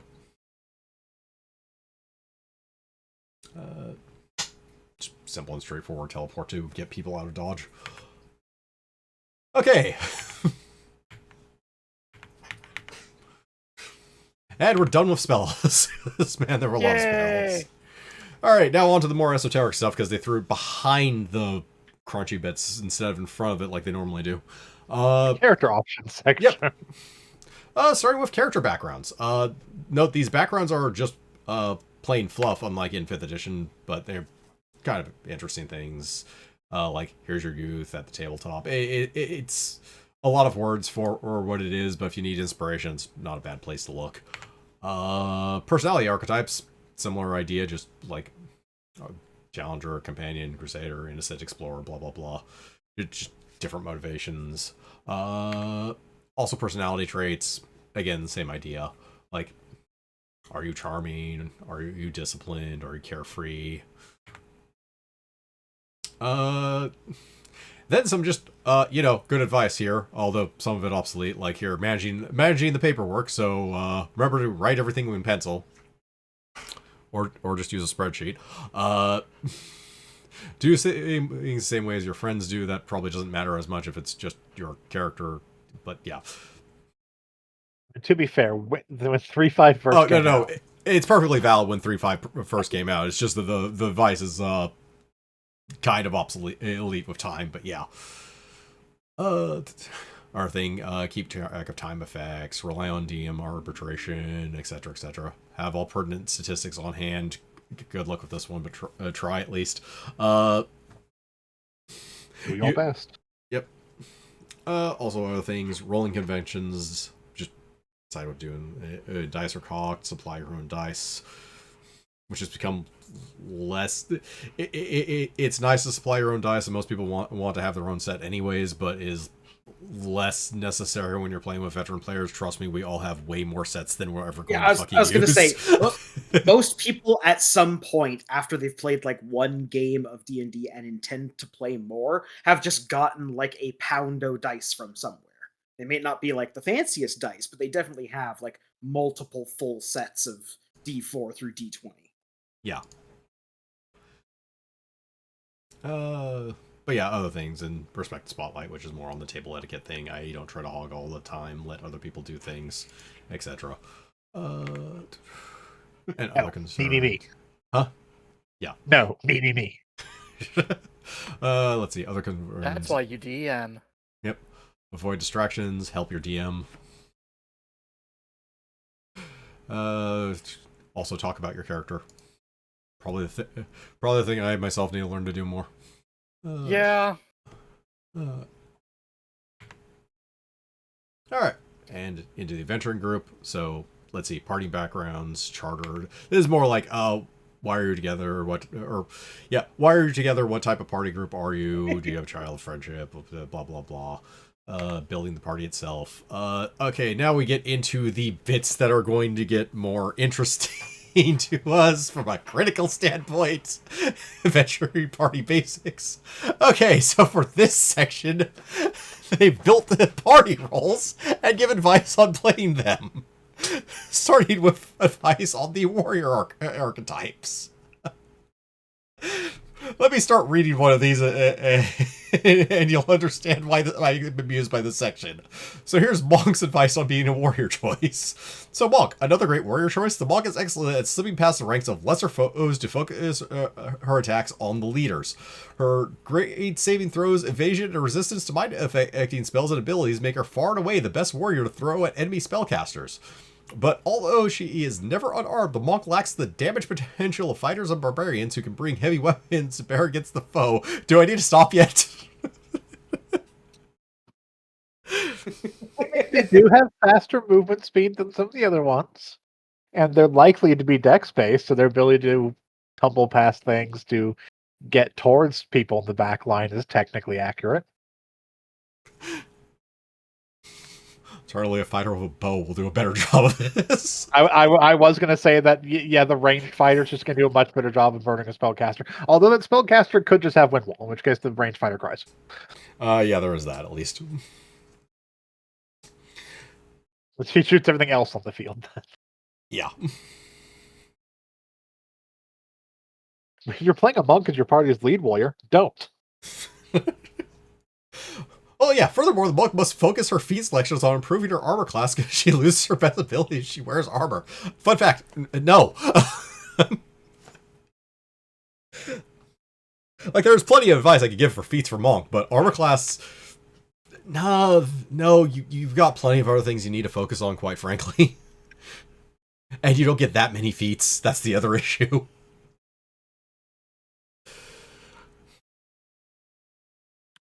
Let's see. But yeah, all the advice is kind of like this, where they are really trying to upsell the class, even if it's questionable. Oh yeah, the fighter advice is also plain bad too. Let's see. Fighter is versatile, potent, highly customizable, blah blah blah. However, the best fighters are those whose abilities are broad enough to give them edge over any kind of foe. I don't know what the fuck type of fighter you're playing that can do that, but okay. Thus, when playing a fighter, you should resist the temptation to specialize in one feat path too excessively if possible. Keep your ranged combat prowess as strong as your melee ability. No! So that you can take No, I've got it. This is the Goofus and Gallant section where Goofus wrote all of the character descriptions. Gallant knows the entire previous chapter was bullshit. No, every time they add another range feat, that's just an excuse to no longer take a feat that wasn't affecting range. When you add improved or a greater many shot in the complete psionics book, you lose another feat that gets, or you take another feat off your sheet that wasn't a ranged feat, and you add that on, and this continues entirely. Not, well, I don't want greater many shot. Because I need, I don't know, jacking expertise. It's like, okay. Focus. Yeah, no. This is literally the opposite of what a fighter needs to do to actually be effective on a battlefield. It's like, no, you need to focus. As a matter of fact, fighter is pretty much built to do that. Yeah, you have a giant pile of feats, so you can take all the things that affect a particular style.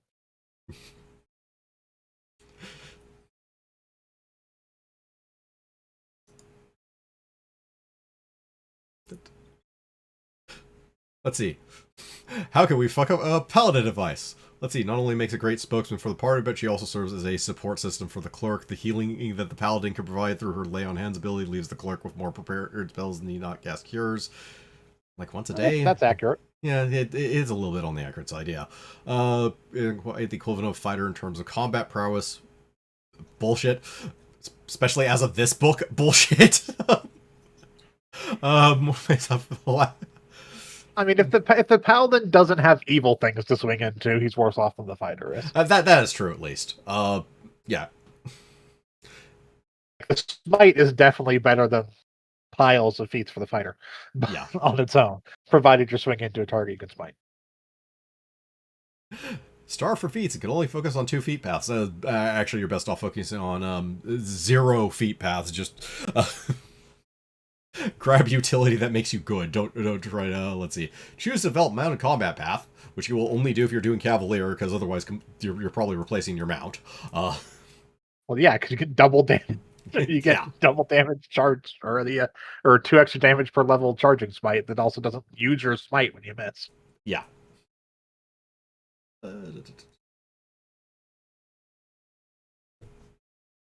mean, the paladin one is actually mostly accurate. The paladin one is mostly accurate. It doesn't quite take into account newer stuff. Let's see. Okay, experts, which is really good. Let's see. We have 2 things here: rogue and bard. Offers 3 key advantages: sneak attack, excellent selection of class skills, and trap finding. So it has two key advantages. Sneak attack allows rogue to support warrior by taking. Yeah, sneak attack is actually a decent class feature, except when it's not, and does stone cold nothing.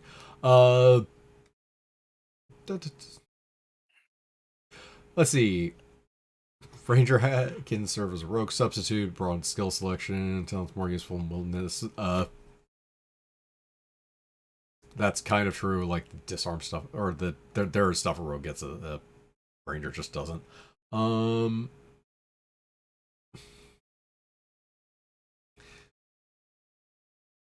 ignore use magic device. That's actually decent advice, although you're not generally going to have a great charisma as a rogue because your stats have to suffer somewhere.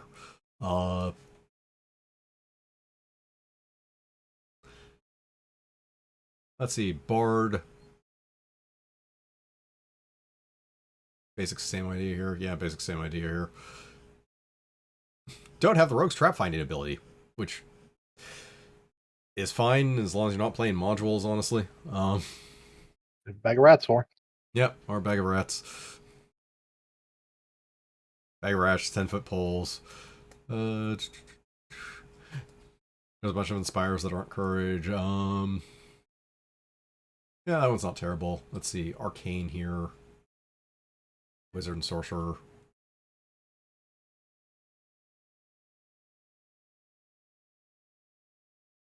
Low 5 favorite. Yes, I think that was their other issue. It's like, let's see. Pair all offensive spells, kind of, sort of. You're honestly better off with the more utility and crowd control stuff anyways. I mean, they specifically say don't prepare all offensive spells. Resist the urge to prepare all offensive spells. It's like, no, you usually don't, especially low-level spells. It's like, Charm Person is more questionable in how useful it can be. It's okay sometimes, I guess, but you're literally trying to catch something alone generally in like a dungeon. It's very situational. It's an example, not the only thing. Yeah. Not exclusively for Charm Person and nothing else. Oh yeah, that does remind me of other things over here. Let's see. Popularity of fighting characters is largely attributed to ease of play and overall satisfaction. Well, maybe ease of play. I'm not gonna give you the time of day on satisfaction. Let's see. I think it was over here. Warrior's job is to stall opponents melee range long enough for your other party members to bring the specials to bear. Buy time for the arcane casters to destroy the monster of a spell, or if you have to kill stuff, so much the better. It's like no. Actually, you guys are the damage dealers. If there's one thing that if the one thing that the marshals do, it's damage. Spells are good at burst and area effect, but when it comes to like single target damage, the fighting classes are generally better at that. I mean, it depends. Cleric at 6th level does just have 150 points of damage something for free. That is true. They're not as efficient as AoEs that hit multiple things and do piles of damage, but they can definitely single target. Yeah. On the other hand, they're also effectively warriors anyways. Like, That's Finger of the right Death, buff. just kill someone. Yeah. Oh no, there are good, like, straight up kill spells, but when it comes to just, like, going all day and just dealing straight damage, generally that's the ideal build of a fighter or a warrior of any type. How effective they are varies greatly, but that's generally what they're good at. Whereas the arcane casters are better at breaking the game in general, as they especially break the action economy over their knees more specifically. Let's see. And finally, divine casters, which I think these were mostly okay when it came to advice.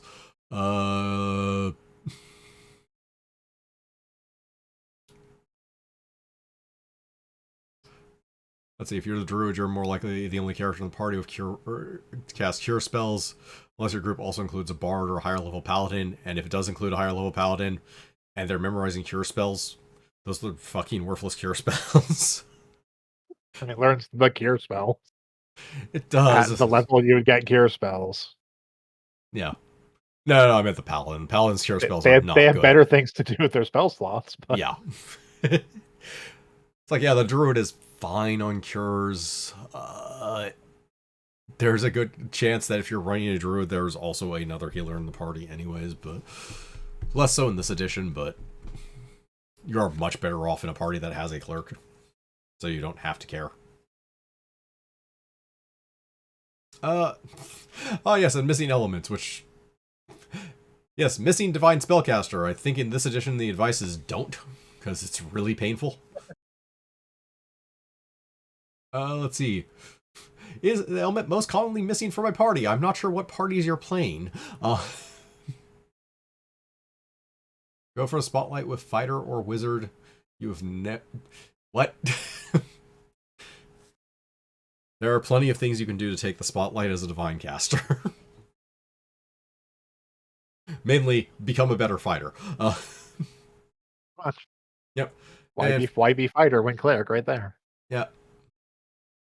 And fifth character advice, which for some reason they throw psionics on here, even though psionics basically just fall into the other categories.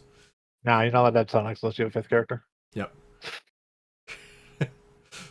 Also, I will contend this psychic warrior or soul knife works well as a secondary warrior. That is outright false. Soul knife does not work well as a secondary anything.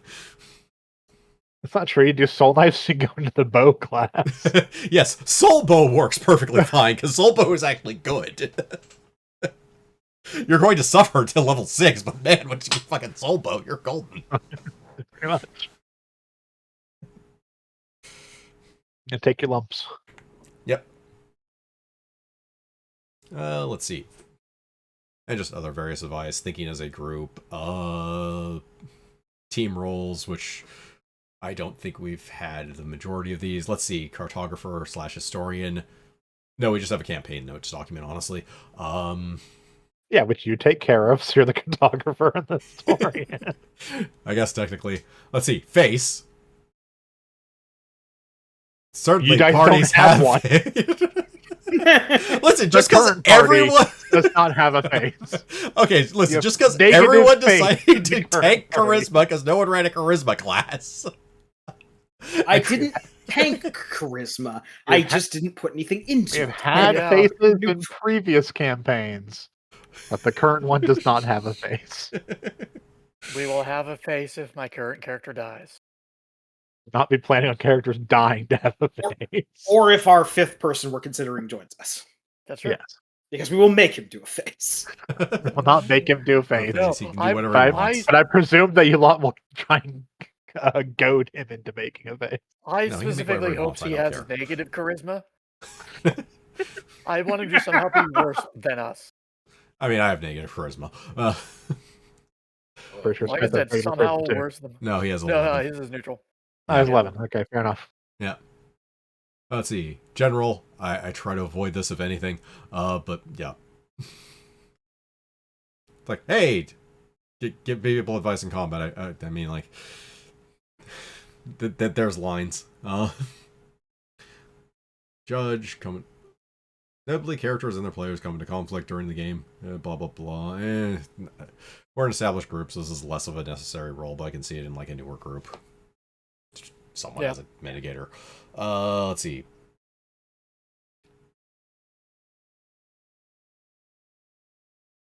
Scout, also known as the Rogue. Just seriously, it's just the Rogue. Sometimes parties have scouts, sometimes they don't. Let's see. Security, I have never known someone to actually take a charge specifically of security unless that happens to be something very specific to what they're role-playing. It's more usually just a party thing. It's like, hey, we're taking shifts on watch. I mean, Yeah. just the standard things. Task leader, kind of same idea. Not really. No, this is more just whoever does whatever. Yeah, that's more just like if you guys need to do something, the person who's good at it should be the one doing it. Yep. Yeah. Oh, by the way, there's more teamwork benefits in here. What is a teamwork benefit? Go see previous videos where teamwork benefits came up, which was Heroes of Battle and Dungeon Master's Guide 2. But I don't basically, believe that's ever come up before. yeah. But basically, yeah, the party done practice doing thing and then is able to do thing they done practice, and they're kind of okay. And like, here's some example ones in here, and no, they're not really worth going over. I'm not really highlighting any of these. They're okay.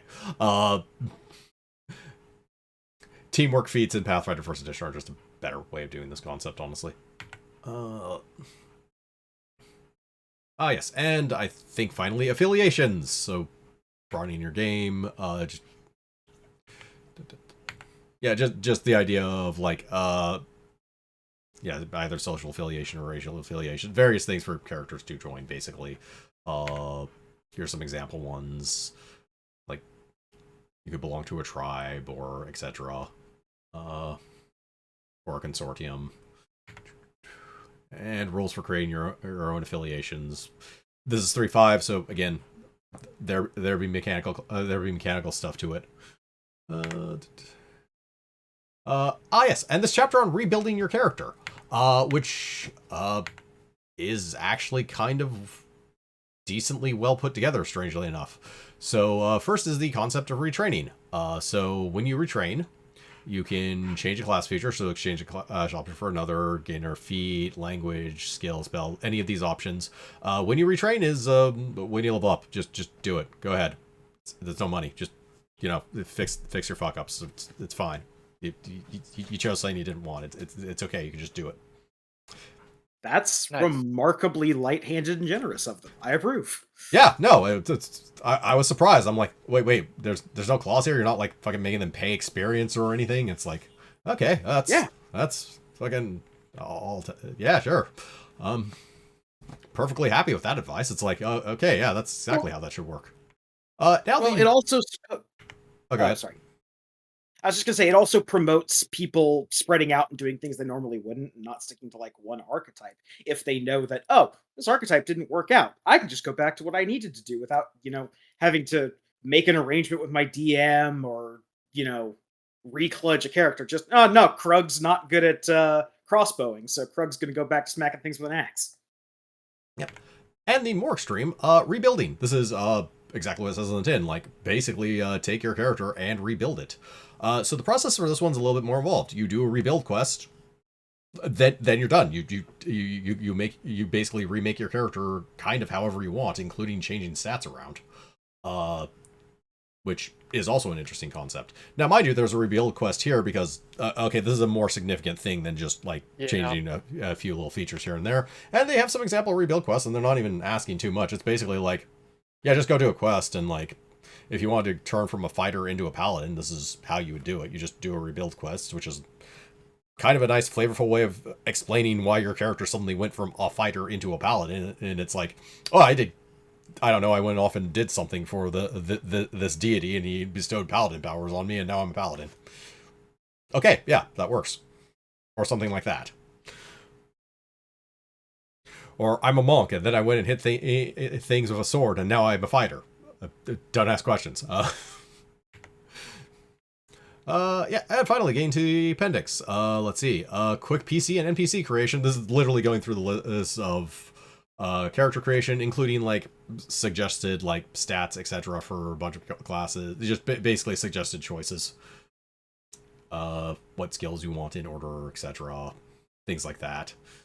Also pick your feats depending on party role. This is probably the section you should throw out the most because, yeah, but that's a different matter entirely. And finally, the back of the book. Yeah, this is a fairly dense book, actually. Yeah, it's All things the player's handbook, so it's just nothing but player options. Yeah. A little bit of stuff in the back. Advice is as mixed a bag as anything else. I legitimately like their approach to retraining and rebuilding. It's like, okay, no, that's actually pretty fucking good. This is not what I expect of 3.5. But yeah. Definitely one of the better books. We are encountering a lot of. It seems like they've thought through the idea of this is a game. It's supposed to be fun. Yeah. There's still there's still lesser options and greater ones, but the lesser options aren't purposely designed to be lesser options. They're just, here's an idea, it didn't work out as well. It doesn't really work out as well upon further analysis, or just is really narrow, and you're probably never going to take it, but it's there, I guess, if it ever comes up. But it's like, it's nowhere near as like bad as this is just fucking awful that you get for a lot of feats. And in general, there's just more usable stuff in here. The base classes, 2 of the 4 are just outright solid. Beguiler and Duskblade are really good. Duskblade is probably the best designed class in 3.5 so far that we've seen, and probably period, because there's not really that many core classes left. At least till we get to Dragon Compendium, and I'm positive it is a better design class than everything in Dragon Compendium combined. That's fair. Yeah. Yeah, Duskblade's fine. Dragon Shaman's fine. Yeah, like Dragon Shaman and Knight are a little bit on the weaker side, but they're still fine. Like, yeah, like they Duskblade is the platonic idea of being a spellcaster fighter as a base class. Yeah. And they did nothing to fuck it up, which is almost as much surprise as anything else. It just works. Yeah. They had nothing to fuck it up, and the more amazing part being, yeah, it just works.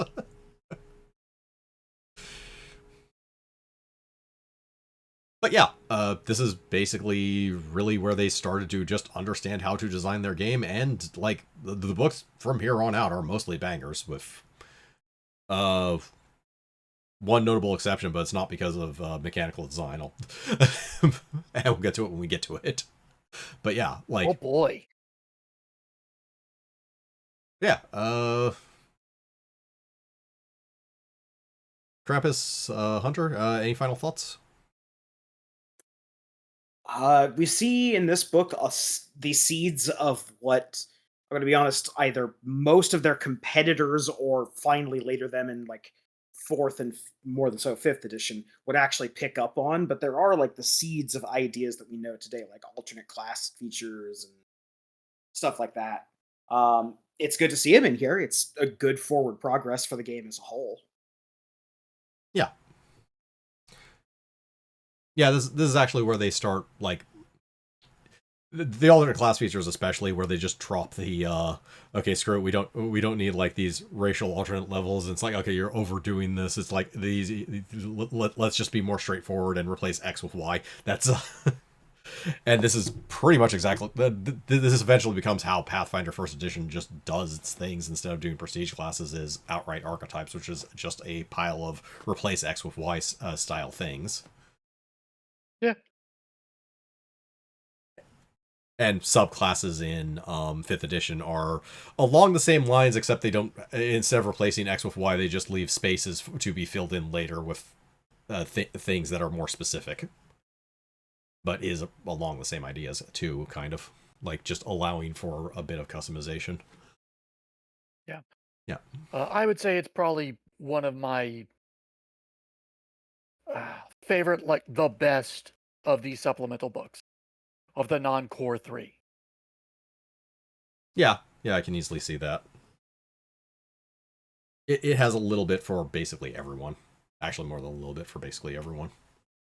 I would probably recommend this to, like, at the time I would have recommended this with to new players who are coming in. Yeah. Yeah.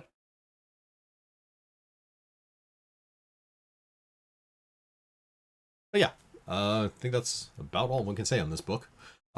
Yeah, so in general, if for some reason you haven't found a bucket of PDFs that certainly fell off a truck, nothing shady about it, for 3.5, and we're playing 3.5 for whatever reason, and we're actually buying these things from like Drive-Thru RPG or something, especially once we get a Drive-Thru RPG affiliate link, which will be probably years from now at minimum, so don't worry about that. But if we do, totally buy them for that. But yeah, this is pretty high on my list of like things you should probably like buy first, if we were actually going to do a buyer's guide, which I will put aside as something to actually do later, but that's a different matter entirely.